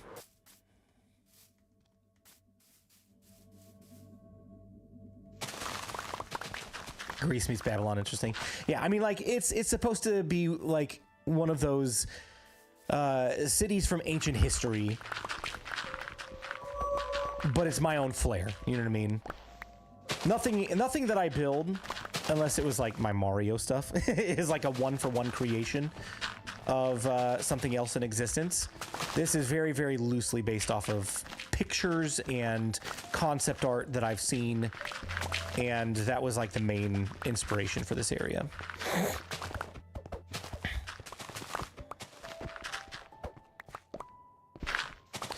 You missed the 5 at the end of it. Hey, maybe I'll make my my nether portal a Stargate or something.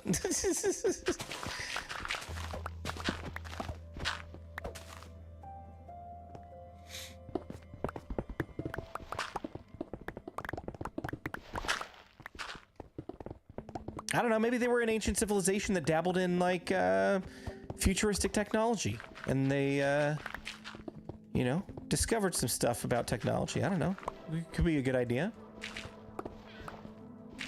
Stargate isn't Babylon 5. I know, but they're like both like sci-fi space types of series, correct?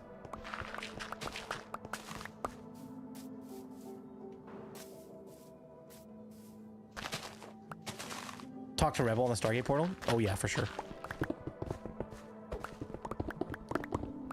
Ouch. Man, I would really love to stop falling in this. This is my trench where I flushed the villagers down there to be waiting until they were ready to go to the iron farm. That is correct. At least you do know Babylon 5. I've never seen it, but I at least know like generally what it is. In all fairness, I haven't seen much of Stargate either. Like, I think I've seen some of it, but not a ton.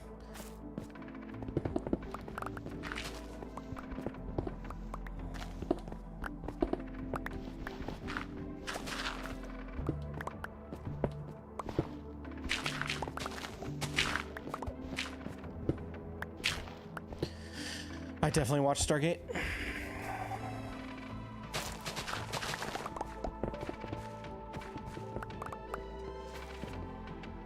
The slice by slice mining is driving me nuts. How would you do it?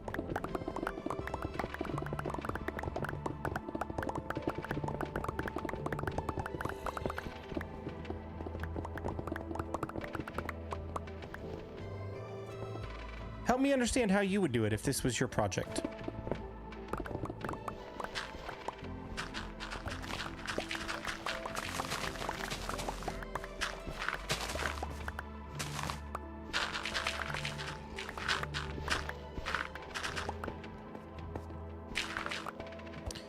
Put the nether portal in a temple.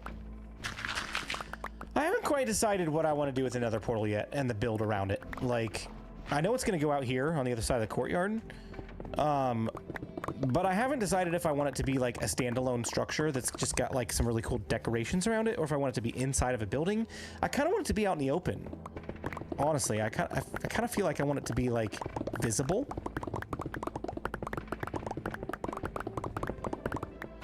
But I don't know yet. We'll have to see. I'll tinker with some designs.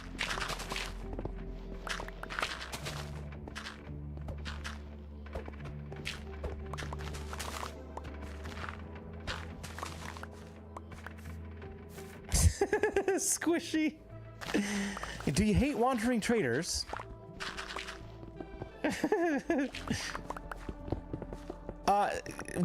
Where can one watch Stargate? I'm curious. Like, I know it used to be on like public television a long time ago. What network carries that? Like, what streaming service? I know all of the Star Trek series are on Paramount Plus. We have Paramount Plus. Where does one stream Stargate if I wanted to try to watch it?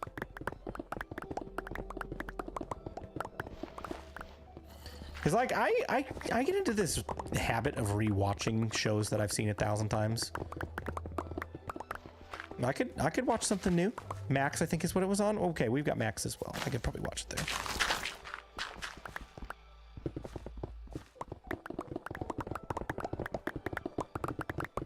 Typically mine by layers, so I'm not switching tools. That's just me. This method is fine. Fair enough. My original intent for doing it this way was so that I could build a little bit at a time. But now that I'm actually building something that I need to be a little farther away from the center of the city, I actually have to like book it and clear the rest of this out. So, I mean, I guess I could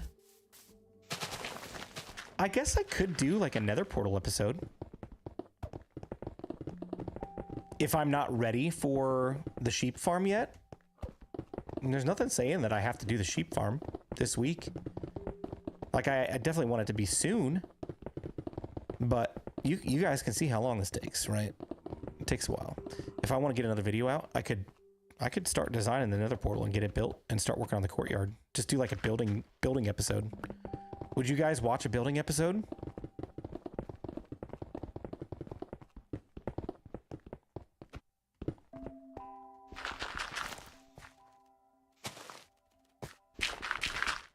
Yes, yes. I would. Okay.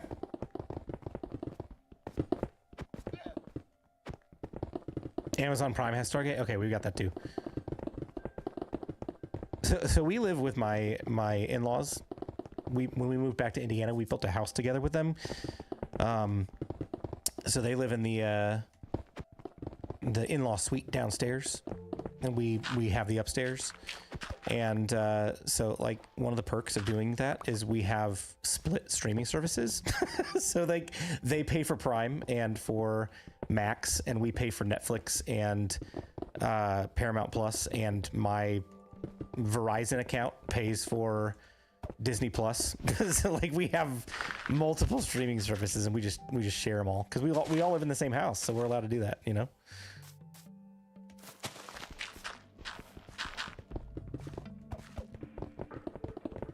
Everybody gets all the TV.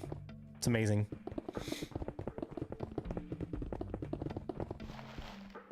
All right, so it seems like some people would watch a building video, so maybe we'll do that.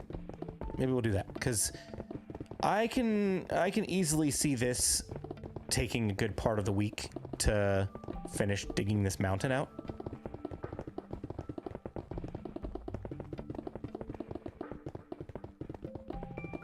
Currently living with the in-laws as well until we get the housing settled. Hey, nothing wrong with that.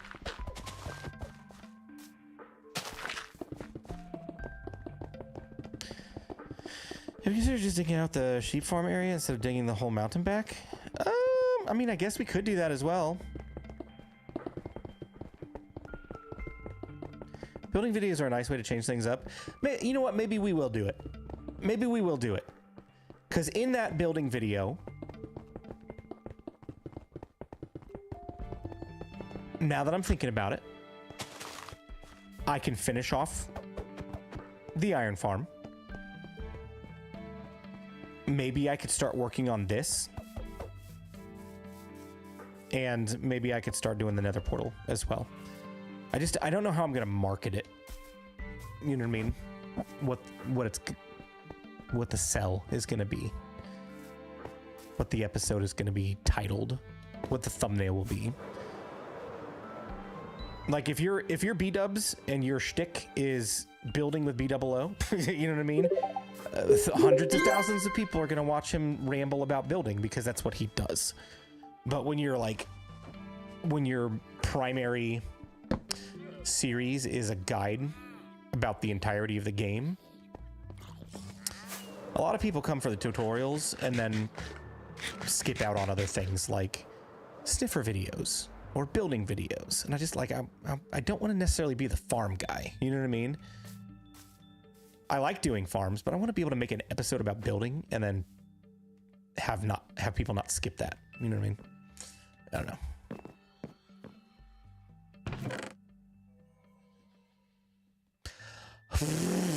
Cigars and coffee. Hey, it's not for everybody, that is for sure. It is not for everybody. It works great for us. We love it. Our kids love it. But it is definitely not for everybody.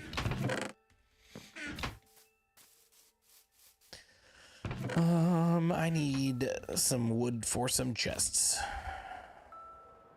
Building with blue.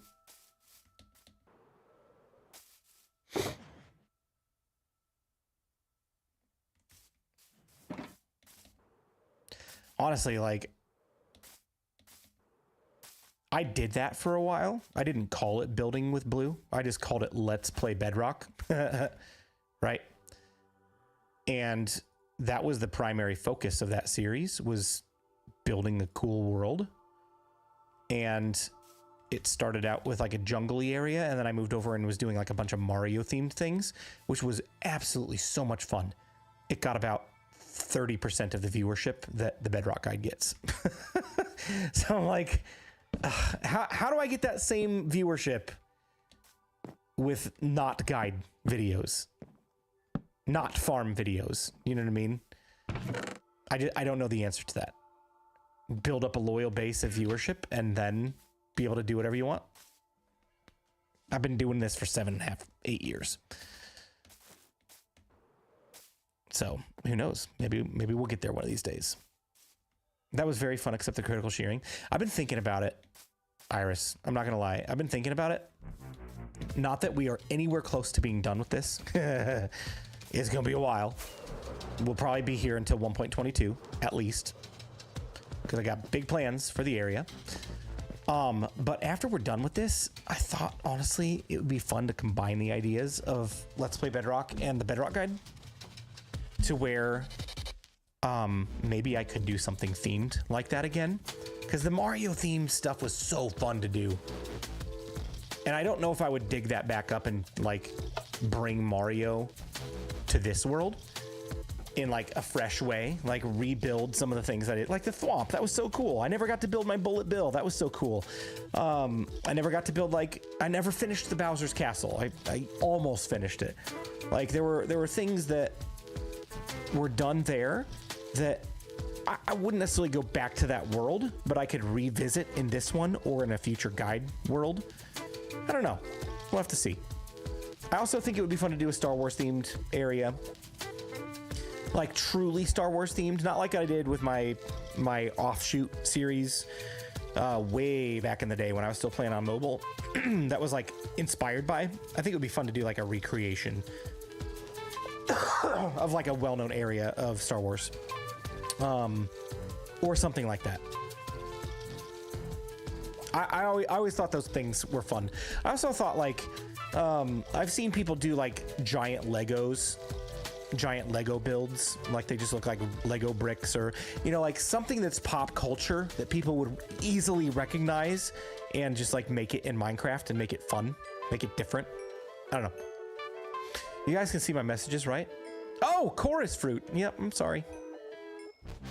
Here it is. I'll start the timer as soon as we get hungry. My bad. I am still here. I can see you.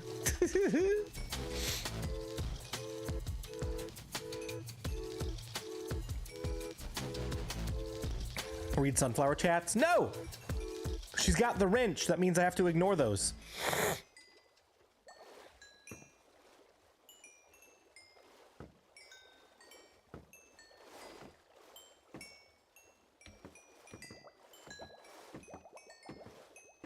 One more word, blue Bologna.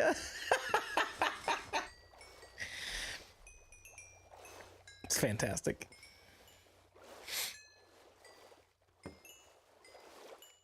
Finally, he saw. I know, I'm sorry. Stop signs are optional too, I bet. You know, only on Thursdays. Oh, man.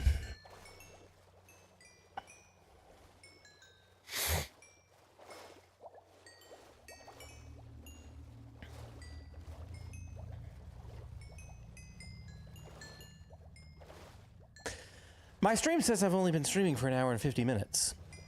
So just under 2 hours, but I know that it's been 3 hours because we had that other stream that we're not going to talk about.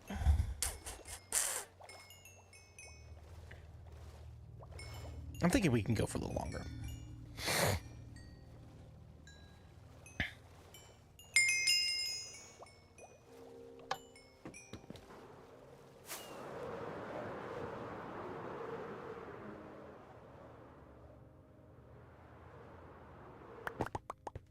I absolutely love this view.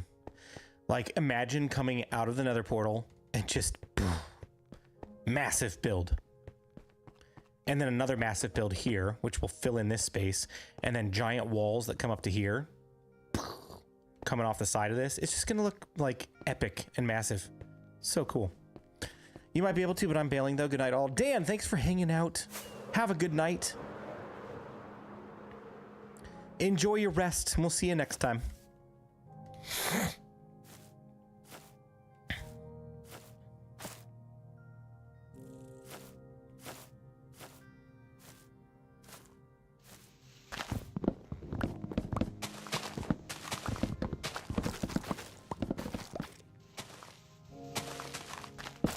Dan the quitter. Quitter. Who's gonna be the last one standing? Who's gonna be the last one to go to bed? All night long. We're gonna be here until 7:30 in the morning. Just kidding. No, I have to work tomorrow. And I can't be falling asleep at my desk. It's only 9 p.m. here. Nice.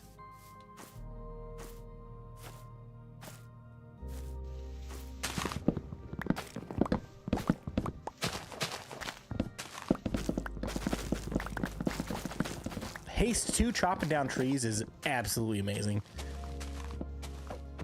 It's already 5 a.m. here. Just going to bed or just getting up? 5 a.m. it could go either way.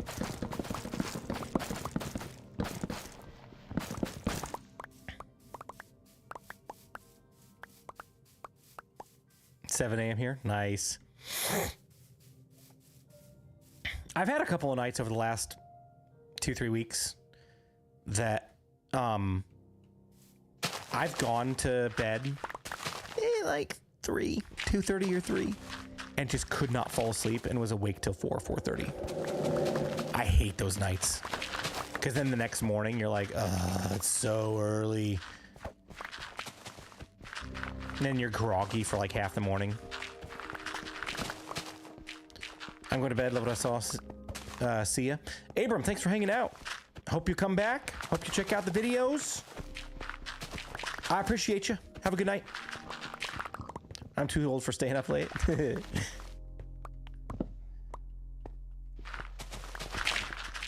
I don't know if I will ever get to the point where I can't stay up late. Like, I'm only 37. Not quite middle-aged yet. But I have always been a night owl my entire life.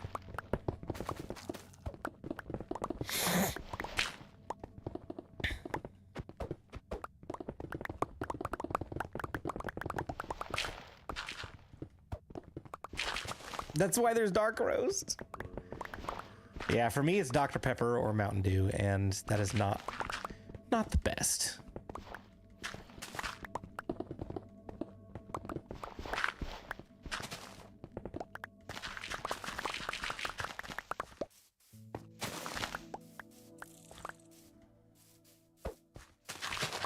Oh my gosh, we're so close. I can actually see it from here where we're gonna stop. Yay!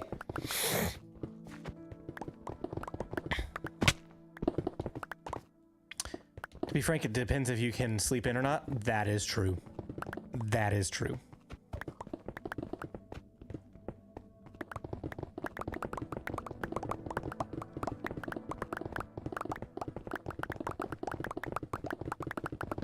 I'm older than you. I just turned 38 on August 3rd. Hey, congratulations. Happy birthday. Happy late birthday.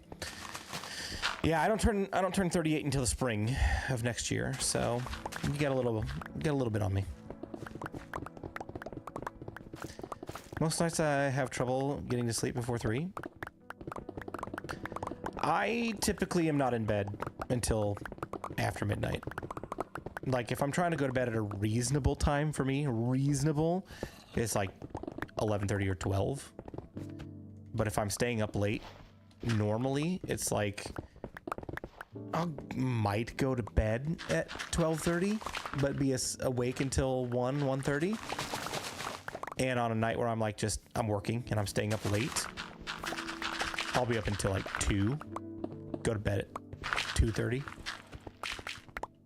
sometimes 3 o'clock.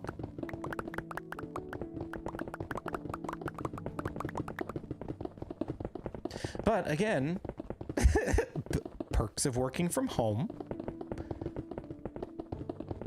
either on one of my 20-minute breaks or on my lunch break. If I don't spend my entire lunch break eating,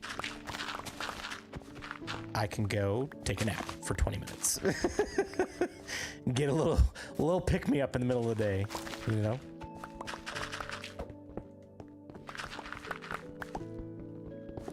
Takes long to recover. Now I feel old. I'm in my 60s. Oh, no, you're not old. 60 is the new 20. You turned 47 today? Hey, happy birthday, Royal! Congratulations.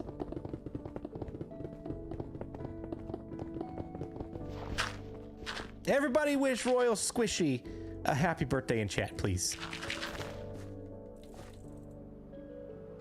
Oh, I've got my bed on me, doofus. No, I don't. Oh, I left it over there. Oh, here's 5 minutes of chorus fruit. You ready? I'm not gonna eat it midair because I don't want to die. Boink. Where's my bed? Gosh, those lasers are so cool. Hey, Allington, welcome. I don't know how long you've been here, but the bot welcomed you, so must have been your first time chatting.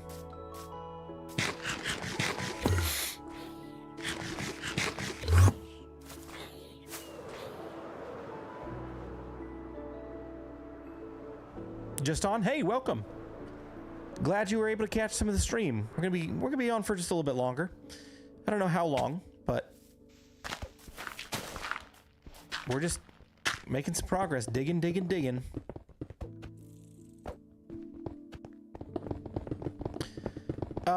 Doof Gaming, I did not see what you said. Your message got deleted by the bot.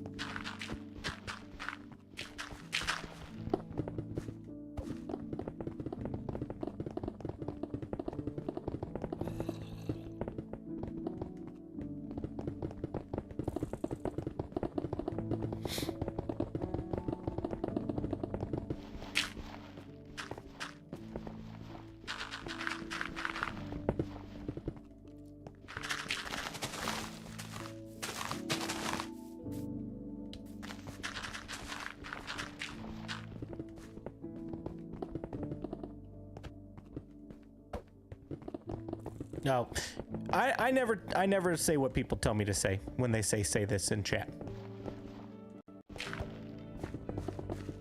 I'm too stubborn for that.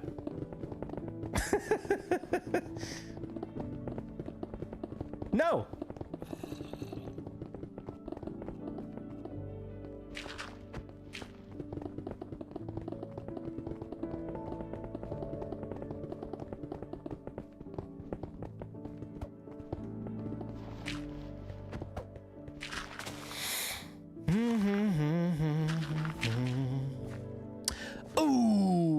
Message deleted.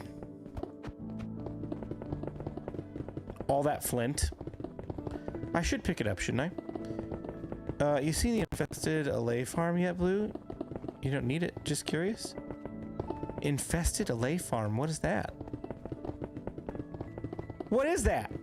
Please tell me. I would love to know.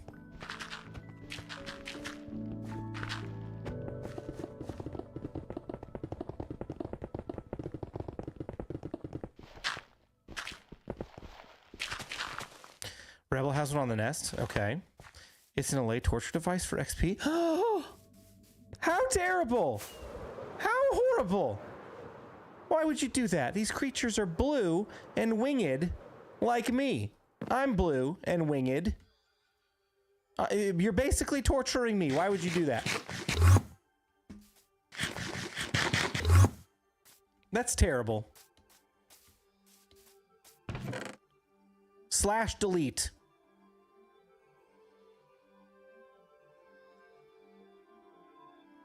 Let me go see if I can pick up some of that flint that's on the ground. You can also do it with snow columns. Allays take damage and spawn silverfish. You kill them and gain XP. Really? They spawn silverfish? How? Because when I was designing my my sugarcane farm, I killed a bunch of allays by accident. They took suffocation damage in the walls of my test world, and none of them spawned silverfish. Oh, with infested potion, like what you get from trial chambers. Yeah.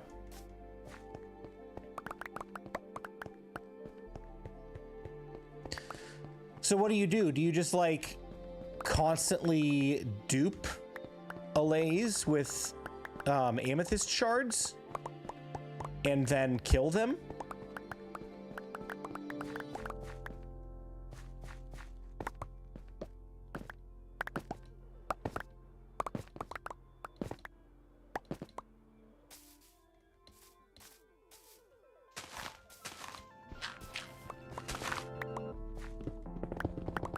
Iron golems work too? Oh my gosh.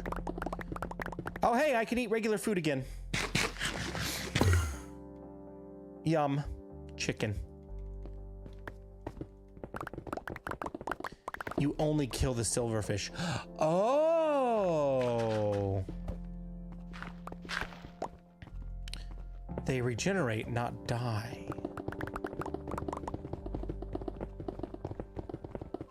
Huh! That's kind of cool. I'll need to come on the nest and check that out. I'm very, very curious now.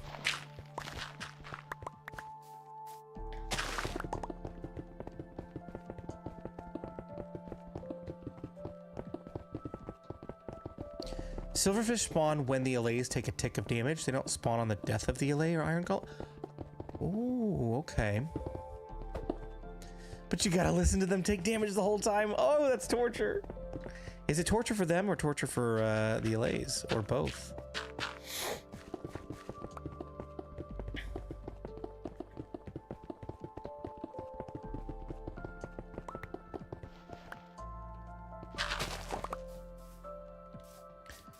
Hit it with an infested potion, put the allay in fire or lava for a minute, and then pull them out. Oh my gosh. What?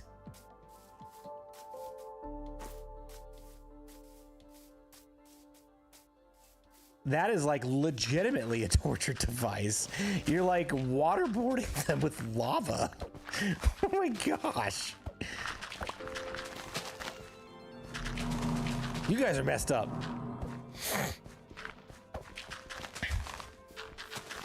Silent made a video about it. You should watch it. I absolutely will look it up. That is very interesting and twisted and dark. Oh man.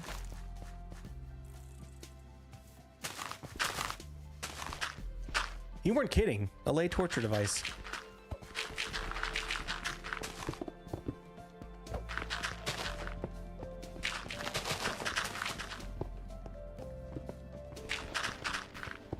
I got so many videos I gotta watch now. A few of you guys have sent me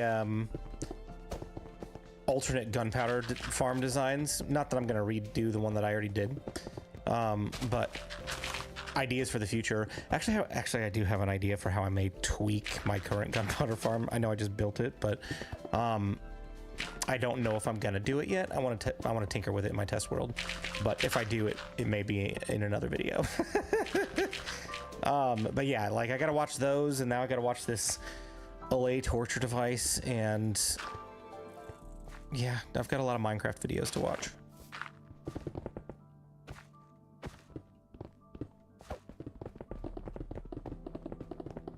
I'd be game if it was a wandering trader's torture device. Oh my gosh.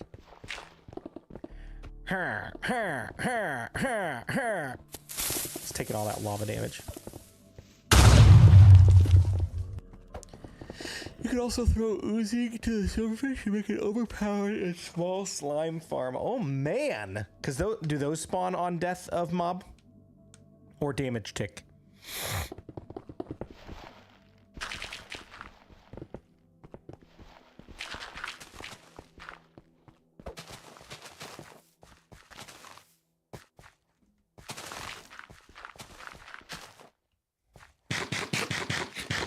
Slimes are on death? Okay.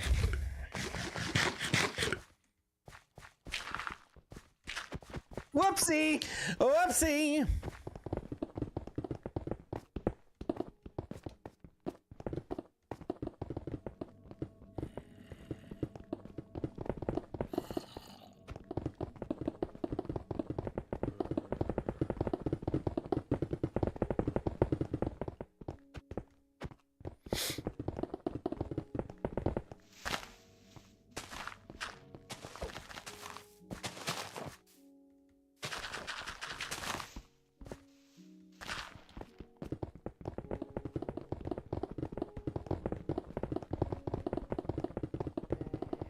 Waterboard delays. Oh my gosh.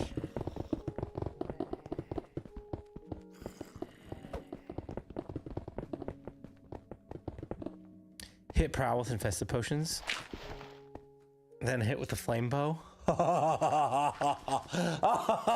That would be a good prank. Like, set it up so that when he walks through one of his doors, it will like instantly hit him with the infested potion, and then a dispenser will fire an arrow through like lava or something that I've got hidden, and it will hit him and catch him on fire. That would be hilarious, because then the silverfish would start attacking him while he's on fire.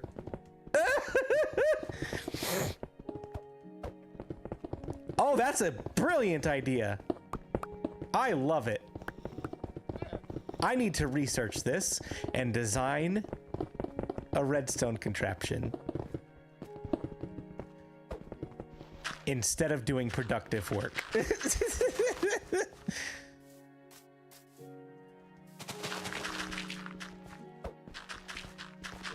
I don't remember who it was, but somebody commented on one of my recent videos about the pranks between me and Prowl, and hoping that it was not going to be like an issue. And I do want to reassure you guys that it is not an issue for me. Way back a couple years ago when we were doing the guide season 2,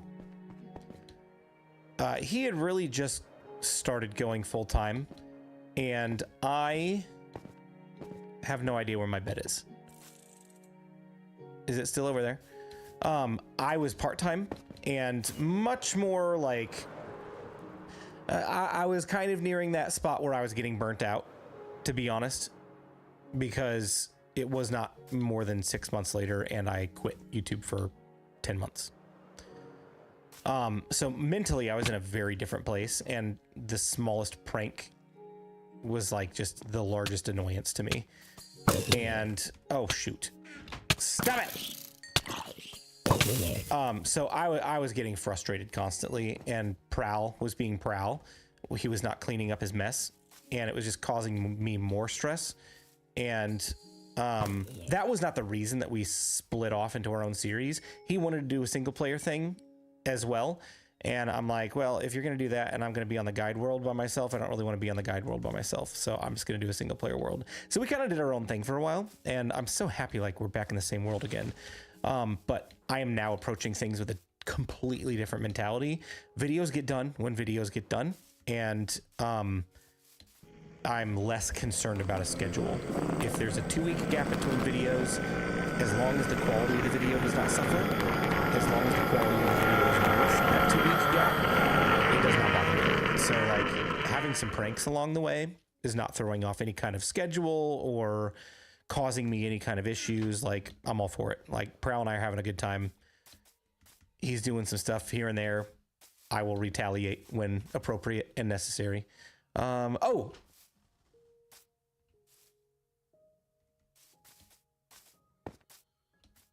do I have a fruit snacks? Did somebody redeem? You don't sound too funny. I feel cheated. I'm sorry, Sammy. My voice is actually getting a lot better. Hey, yo, thank you so much for 8 months. Hey. Spamming the rockets. Let's go. Thank you, Sammy. 8 months with this silly bluebird. Man, that's crazy. Has it been 8 months already? Oh, he's asking which one you want to do. Either one. As long as you got the points for it. Whatever you want to do. Do you have the points for it, though? That is the question.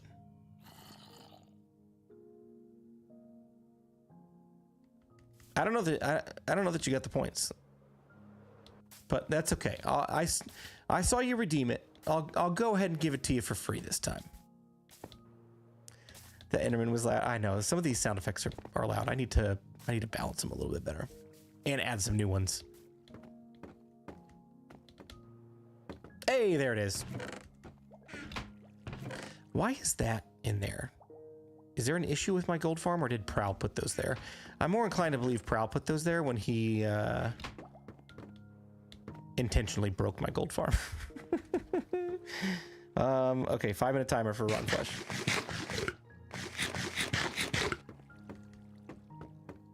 Let's go down here and toss these in the crafter.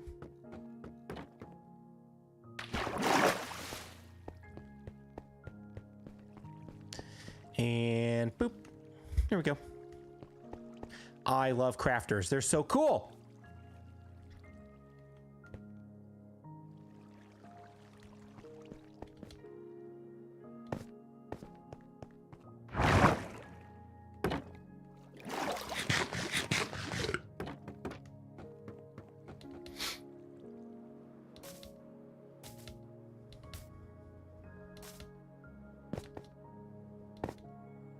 Mine makes gold pressure plates every once in a while. Oh, mine shouldn't do that, but who knows? Anything's possible.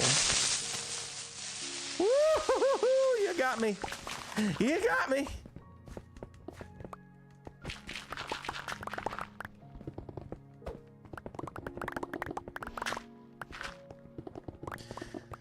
Somebody suggested that, this is like, I think a few weeks ago, somebody suggested that I get a, trap a warden and put it in Prowl's base.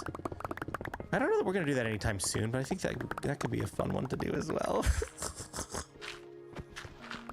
We still digging? Oh, we are digging for days, dude.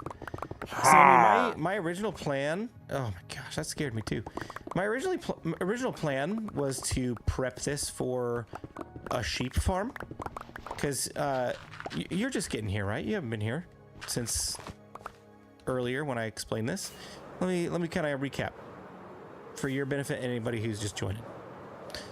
Right. So this is like the main part of the central part of the city, right? There'll be a big wall here, a big wall there, and a big wall here, and outside is Prowl territory. So anything inside the wall is mine. All of this over here is going to be like industrial city kind of stuff. Maybe we'll do some like special kind of farms. Maybe a rocket factory over here could be fun. And then we're gonna like have another interior wall that goes maybe like, I don't know, from here to there to there. That's gonna be a lot shorter and less intimidating than the outer walls. And then outside over this direction back here is gonna be like agriculture and farm and residential kind of stuff. So my original plan was to try and dig all of this rest of this mountain out before the next episode, and just knowing that I've bit off more than I can chew because I do this all the time. That's probably not going to be feasible, but I don't want to just like settle and put the sheep farm here because it doesn't belong here. I have a specific space for it that I have in mind. So like right here is going to be a courtyard, fountains, cool paths, maybe like paths with water sources around them and different like vegetation and stuff. And then like back here is gonna be the nether portal, because like envision this with me for a second. Like nether portal right here, and we come out of the nether portal to this thing. Oh, it's gonna be so cool. So nether portal like right here, and then the outer wall here, and then all the agriculture and farming stuff back here. So we still have quite a bit left to clear before I can get a reasonable space for a sheep farm or anything else back here. So what I'm thinking is the next episode is I'm going to call an audible, and the next episode is going to be like a buildy episode, and we're just going to build. That's it. No farm, no adventure. We're going to build. Maybe we'll prank prowl as well. That'll be fun. So I'm going to probably build my nether portal in the next episode, and that might be the focus of the video. But also, we got to get a building around this stupid thing. The gold farm needs a building. And then maybe we'll start the walls as well and finish the iron farm / sugarcane farm. There's plenty of buildy things that we can do. So time permitted, I would love to get all of that done, but the focus of the video will probably be the nether portal and the courtyard. So yeah, that's kind of what I'm thinking.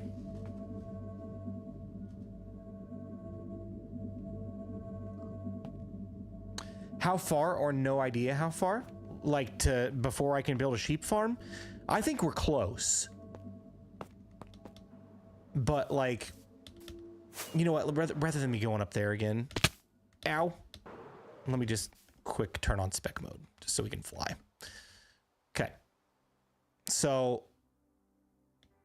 this area right here, this flat section that I'm looking at, and this little flat section that I'm looking at right here, that's going to be like the edge of the mountain.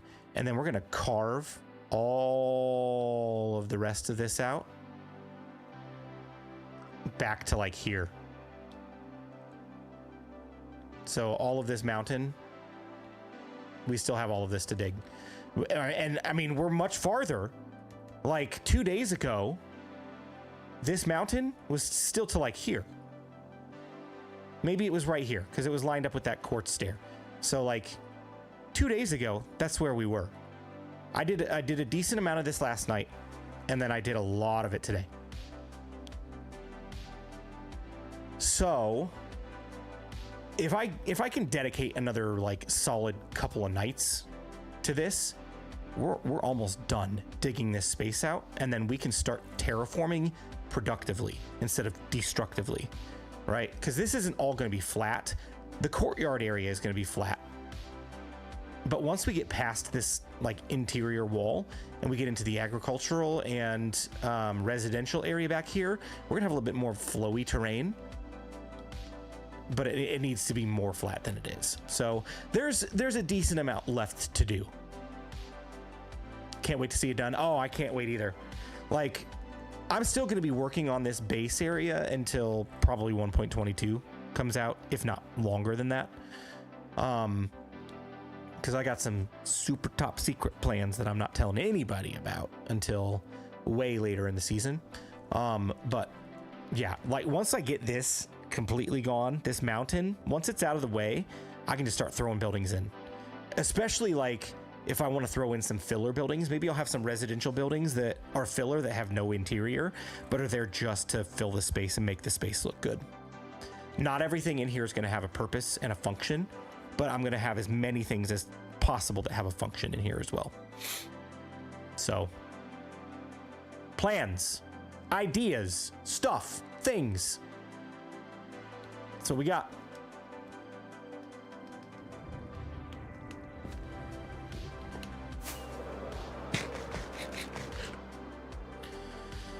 All right, switching back to chicken.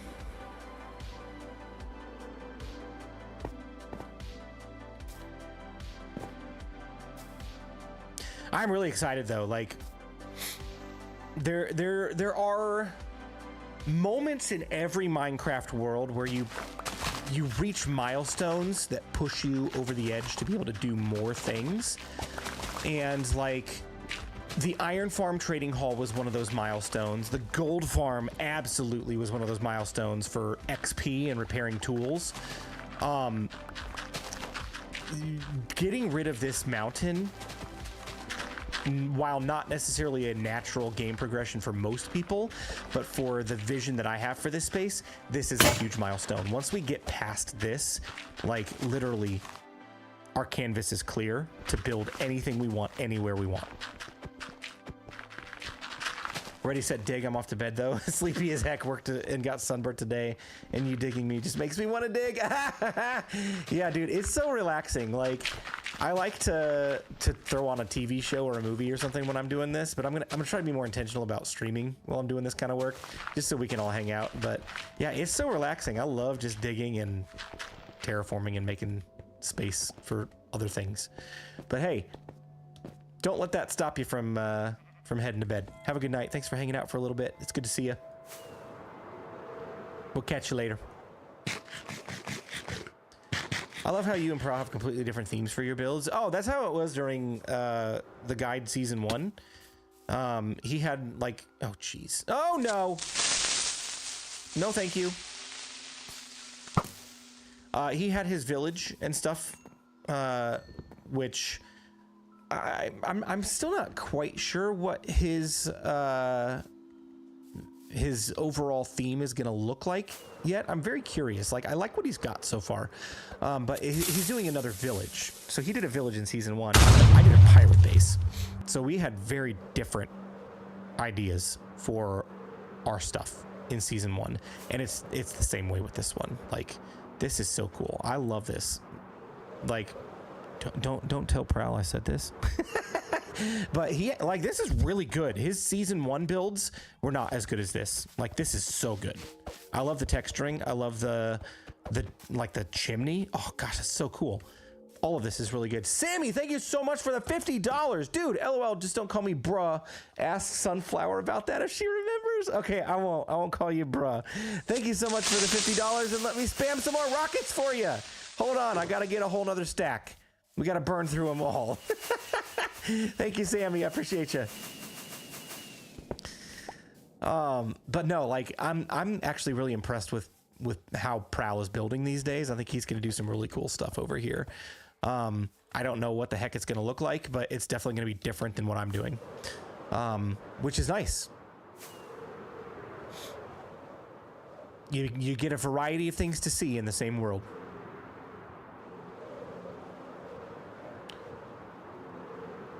Sunflower, you can tell me the story. You can tell me the story later in the admin's chat or something.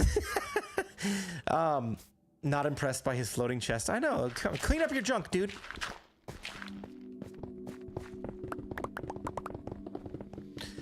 Yeah, like this is different as well than season 1 of the guide, because when we built our bases, we were outside of render distance unless we cranked it from each other. We were not close.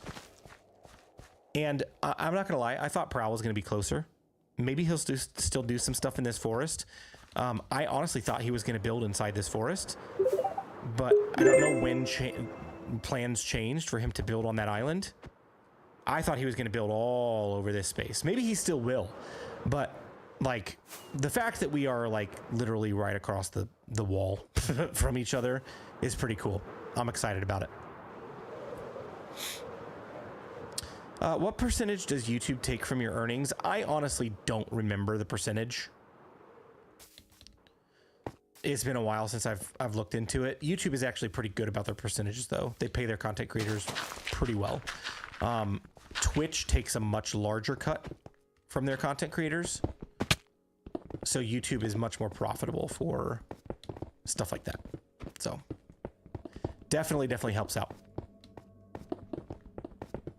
You're like a 10-year-old sharing a bedroom. Oh my gosh. Did you paint a line for him not to cross? No, I didn't paint a line for him not to cross. I built a pre-wall. There's going to be a real wall for him not to cross there. In all fairness, before Prowl even joined this world, I was planning on putting a wall there anyway. What in the world was that? I think that was my music. Oh yeah, this track is weird. Skip!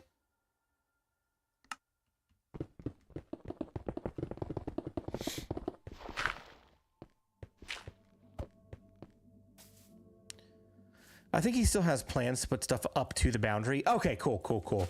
Like, I think it would just be really cool if our bases were visible directly next to each other.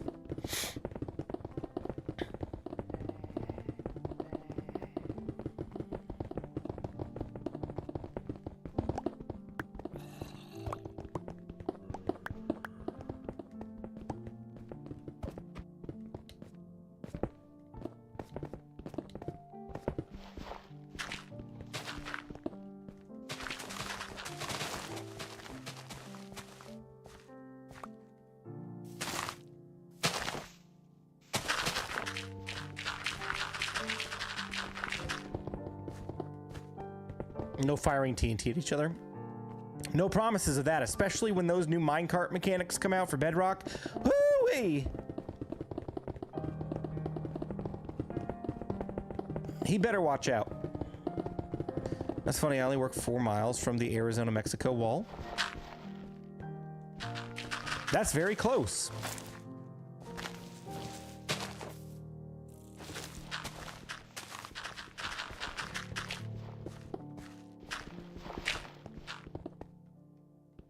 I'm also waiting for those. Oh, dude. I already love minecarts and minecart tracks so much. Like, I built a minecart track to go down into my iron farm storage room in the season 1 of the guide several years ago, when I could have easily just like done stairs or a water elevator. But like, minecart tracks, man, they're so much fun to play with, especially when you can do creative stuff with them. I already love them a ton. And they're like one of the most underused features in Minecraft, except for like farms. People use them for farms and stuff, but for travel or like creative uses, they're very, very underused. I hope that this brings like new life to minecart tracks and roller coasters and all of that kind of stuff. I don't know how I'm going to do it yet, but I am going to incorporate minecart tracks into this world. It will happen.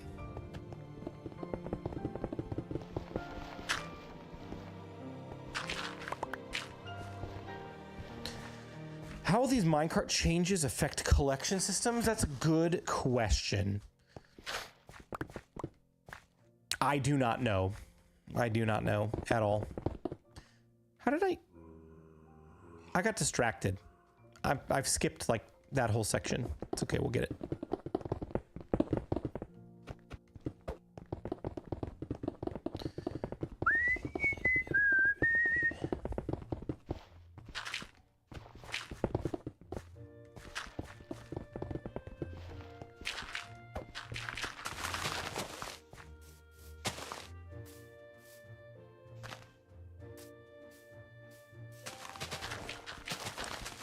Have you seen Deadpool and Wolverine? What did you think? I did. I thought it was really funny and massively inappropriate for kids. Don't take your kids to see it, please. I always think that's funny. Like when I go to see like a Marvel movie or something that's got like crude humor or violence in it or whatever, I always think it's funny when I see like a 7-year-old in there. Like, it's PG-13 at the very least. They should be 13. But then, like, that's rated R. Don't take your kids to see it. Even Ryan Reynolds is like, no, don't take your kids to this.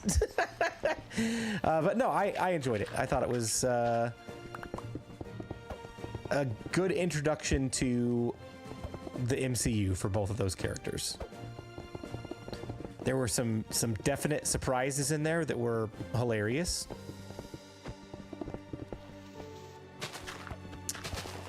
And yeah, I'm looking forward to more MCU stuff, especially now that Robert Downey Jr. is back. My goodness. I know a lot of people are not going to be happy about that, but a lot of people are going to be thrilled as well. I don't know. I'm a sucker for a superhero movie. I know, like, I'm no idiot. The most recent Marvel stuff has not been great. It's been pretty hit or miss. Some of it's been okay. Some of it's been... But it's still a superhero movie, and I will still go watch it because I love superhero movies. I think RDJ is going to be great at Doom. I do too. I do too. Especially if it was just him with the current directors and writing that they've been pulling out. I don't know, that would be very good. I think he would do his best with the material. But because it's the Russo brothers who are tried and true in the MCU, especially with Infinity War and Endgame and Captain America Civil War and the Winter Soldier, like, they are tried and true and have put out some great content. So I think the combo of them as a team is going to work. It's going to pay off. Favorite superhero? I really like Thor, man. I like his story. I like how he starts kind of starts ignorant, you know what I mean? Like, he thinks he knows it all, but really knows nothing and has to learn a hard lesson. And then, you know, he goes from being this goofy idiot to being a, you know, he's still kind of a goofy idiot, but he actually understands compassion and people and, you know, looking at more than just himself. I think that arc is really cool. But then he also has faults. Like, he's not perfect. He fails massively, especially in Infinity War. But then he doesn't stop there, and he's redeemed by that and comes out of that. I just like his story a lot. I think he's really cool. And not Chris Evans. Chris Hemsworth is great at playing that role. Now I'm a bigger fan of yours. Same, his story is incredible. I love it, man. It's awesome.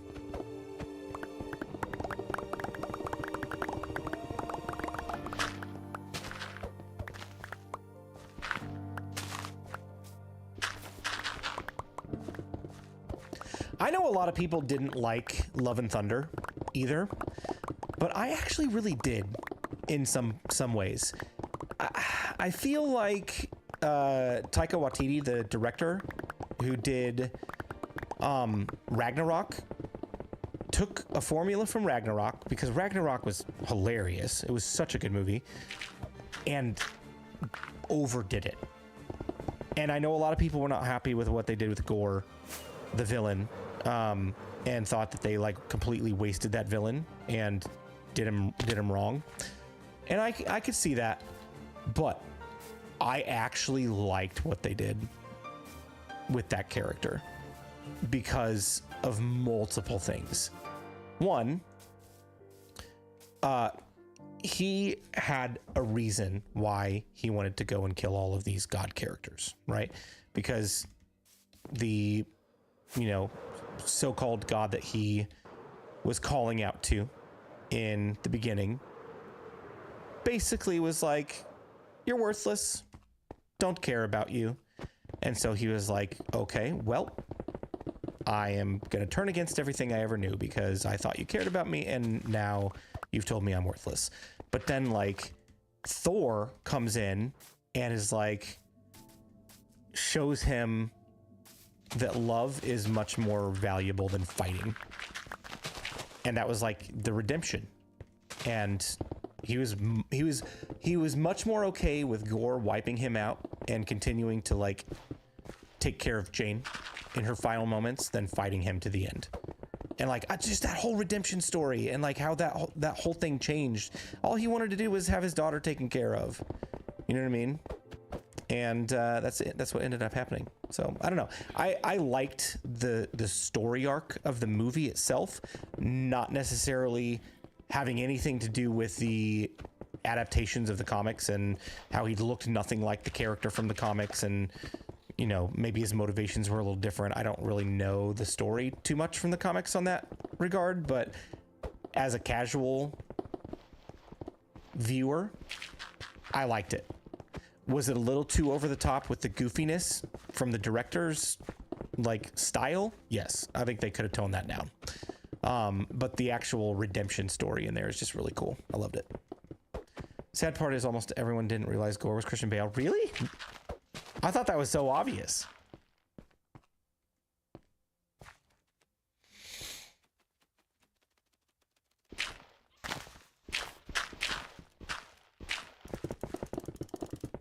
I haven't seen the last dozen or so superhero movies. Oh, there's quite a few. There are quite a few. I'm not gonna lie. I'm glad that they took this year to regroup. Literally the only Marvel movie that's coming out this year is Deadpool and Wolverine. And that has broken the mold of the last 10 years. It's been 2 to 3 movies per year, like one spring, one late summer, one late fall, every year, at least. And then they like started pushing Disney Plus content, and you know, love it or hate it, it's kind of soured the waters a little bit. But I think they're making a wise move this year by taking a break and preparing to produce better stories. Wait, Jane dies? Had to. Hey man, that movie's been out for like 3 years now. There is no spoiler alert on that. I really liked what they did with their story. Thor and Jane in that movie. Again, if you can get past the over-the-top ridiculousness from Taika... Did I lose connection again? Oh, no, are you still here? Are we here? Are we good? I think we're okay. If you can get past the over-the-top ridiculousness, then there is a nugget of a great story underneath there. And I think that's what people struggle with. They're like, too many slapstick jokes, too stupid. Bad movie. But then they miss like that whole arc that happens. It's just kind of sad.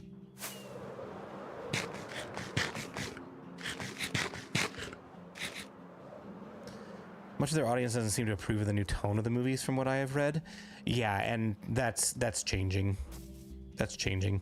I don't necessarily think it's the tone outside of that one particular movie. I think that is the issue that people have with that movie. I think it's the writing. They're just not telling interesting stories these days, and I think that's changing.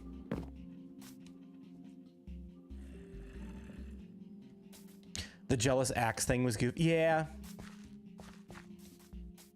Again, like funny one time, but then when you draw it out and make it like a thing throughout the movie, it's like, okay,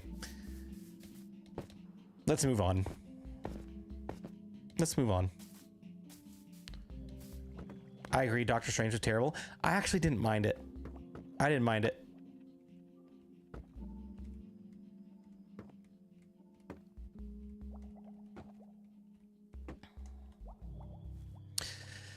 I don't think Wanda is gone though. I think we're gonna see a lot more of Wanda in the very near future. Wow, gotta go to worship practice and you're still on? Cool. Hey, nice.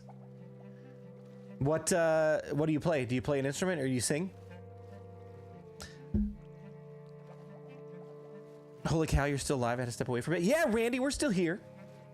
What time is it? It is 12:45. Yeah, we'll probably be calling it soon. But man, we've been getting the work done. Problem with Doctor Strange is there were so many rumors of cameos that didn't pan out.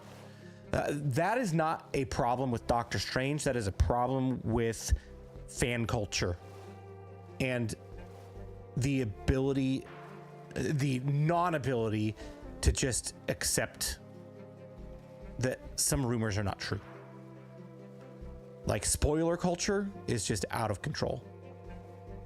That's why I love that they didn't really say a whole lot about Deadpool and Wolverine, there were some things that came out of the movie that nobody spoiled because they kept it under wraps and nobody was disappointed.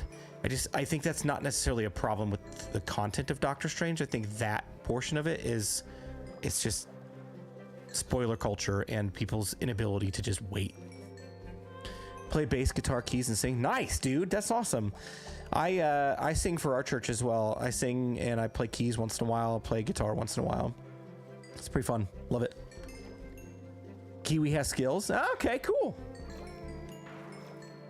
Do you know Kiwi, Randy? Or are you just saying that because he listed off a bunch of instruments? Sing for us, bro.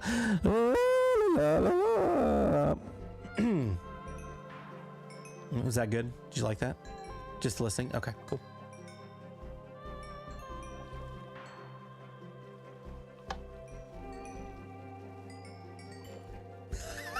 I'm sorry, Sunflower. Sunflower, that would have been a perfect opportunity for you to type bruh in the chat.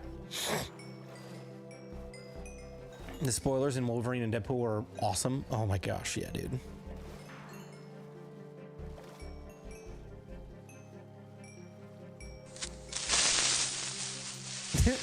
Bruh. Bruh.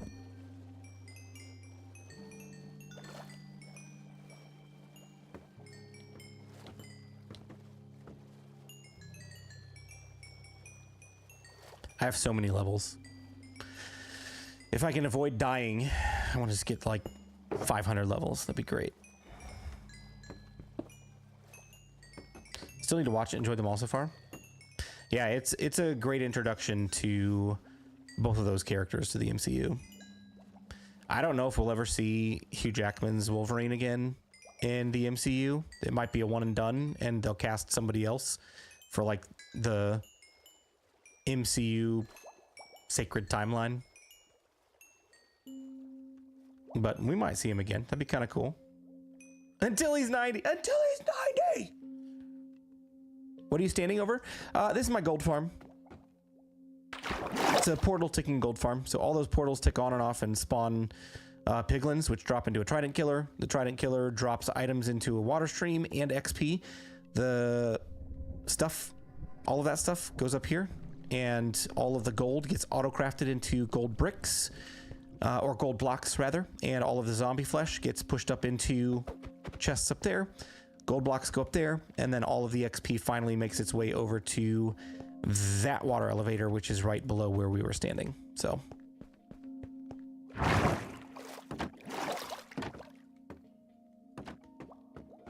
I need to put a building around this. It just looks really bad. We'll get one put up though soon. Do you have a video for that? I do. It's actually two separate videos. I built the gold farm prior to 1.21, and then I redid part of it when the crafter came out. So there are two separate videos. One of them is specifically marketed as a gold farm video, and the other one is like how to repurpose old farms with the crafter or something like that. They're both relatively recent videos in the playlist. You just have to look them up on the channel.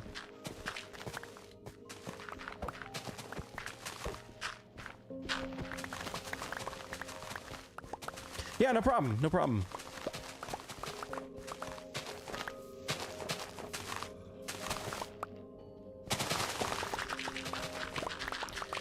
All right, I'm thinking maybe this will be the last row that we do tonight, and then I'm gonna call it a night and go to bed. It's pushing 1 o'clock. It's probably time.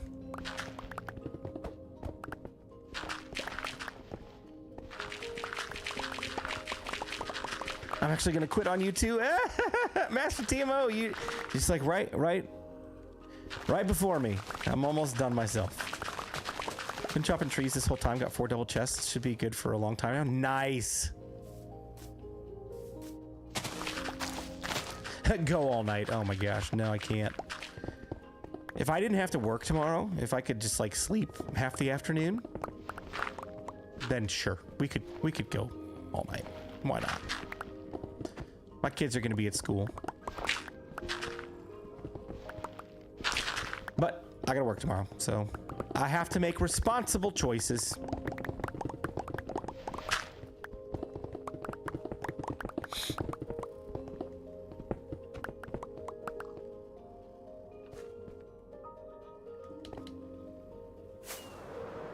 Sleep time.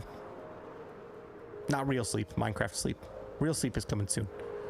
Whee!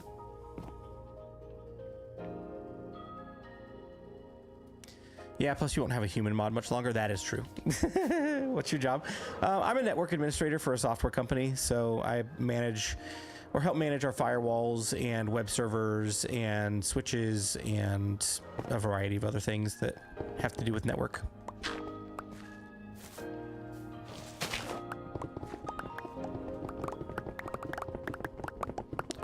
Honey, come to bed. Are you still playing? Common phrases I hear. Now, my wife is a teacher, so she gets up at 5:30, 6 o'clock, and she and the kids leave to go to school. And then I get up a little bit later, and I start work at 9. And she goes to bed oftentimes several hours and is asleep several hours before I'm close to going to bed, so she's probably already asleep.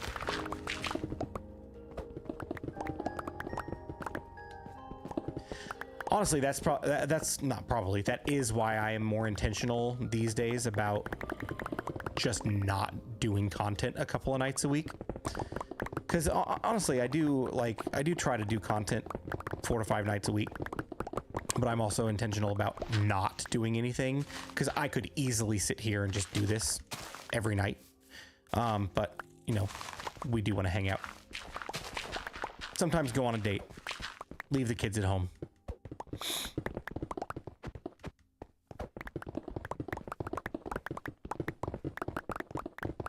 A network administrator known in the 90s? What do you mean?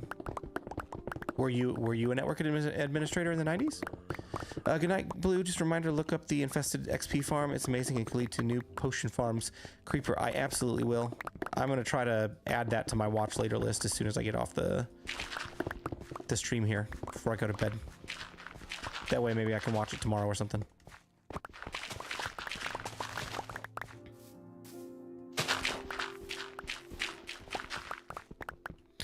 Awesome, Derek. That's cool.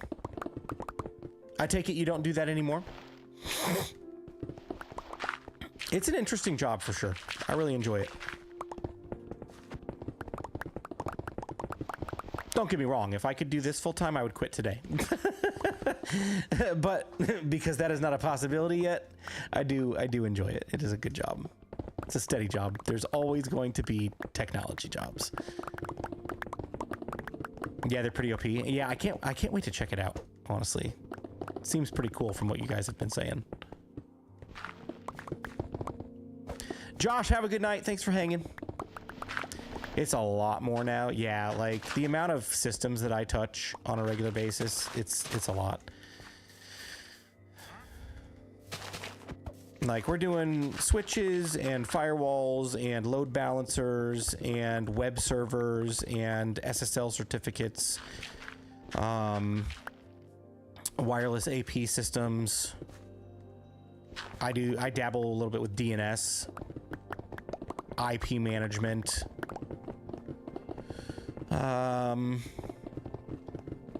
We use split DNS, which if you know what that means, it's like you have one DNS record that's like Minecraft.com, for example. Split DNS means that there's a separate IP address associated with Minecraft.com on the internal of the company, and a separate IP address that is only accessible externally, so like everybody else on the internet. So we do split DNS, so I touch a couple of different systems for DNS, which is really fun as well. Just, you know, get your hands on a few different systems, learn more systems. DNS not found. Yep, pretty much.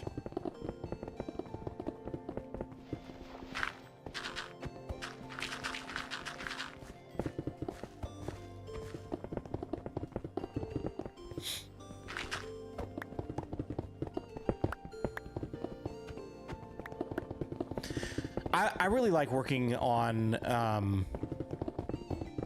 VPN tunnels. Those are fun. Every once in a while, I'll get a request to set up a new tunnel for a customer so that we can access like something direct between our environment and theirs. And just the process of setting that up and working with the customer on their end and making sure it's like matching configurations and things like that. It's just, I really enjoy that part of networking. It's just interesting. Jarek, what's up? How you doing? Been lurking for a little bit, but glad to finally catch another blue stream. Welcome back, Jarek. Yeah, dude, it's been a hot minute. Like, it's been probably 2 or 3 weeks since my last stream.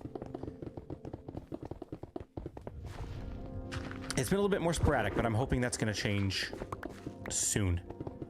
Like now, going forward. Just anytime we have work like this to do, or if we want to build part of a farm or part of a build or something on stream for the video content, like I'm just going to jump on and stream, even if it's for like an hour. We'll do some impromptu stuff. What are you clearing all of this for? I'm clearing all of it so that I can have a flat canvas to work with for my city. Like, that is just the beginning. We're going to fill all of this space with stuff.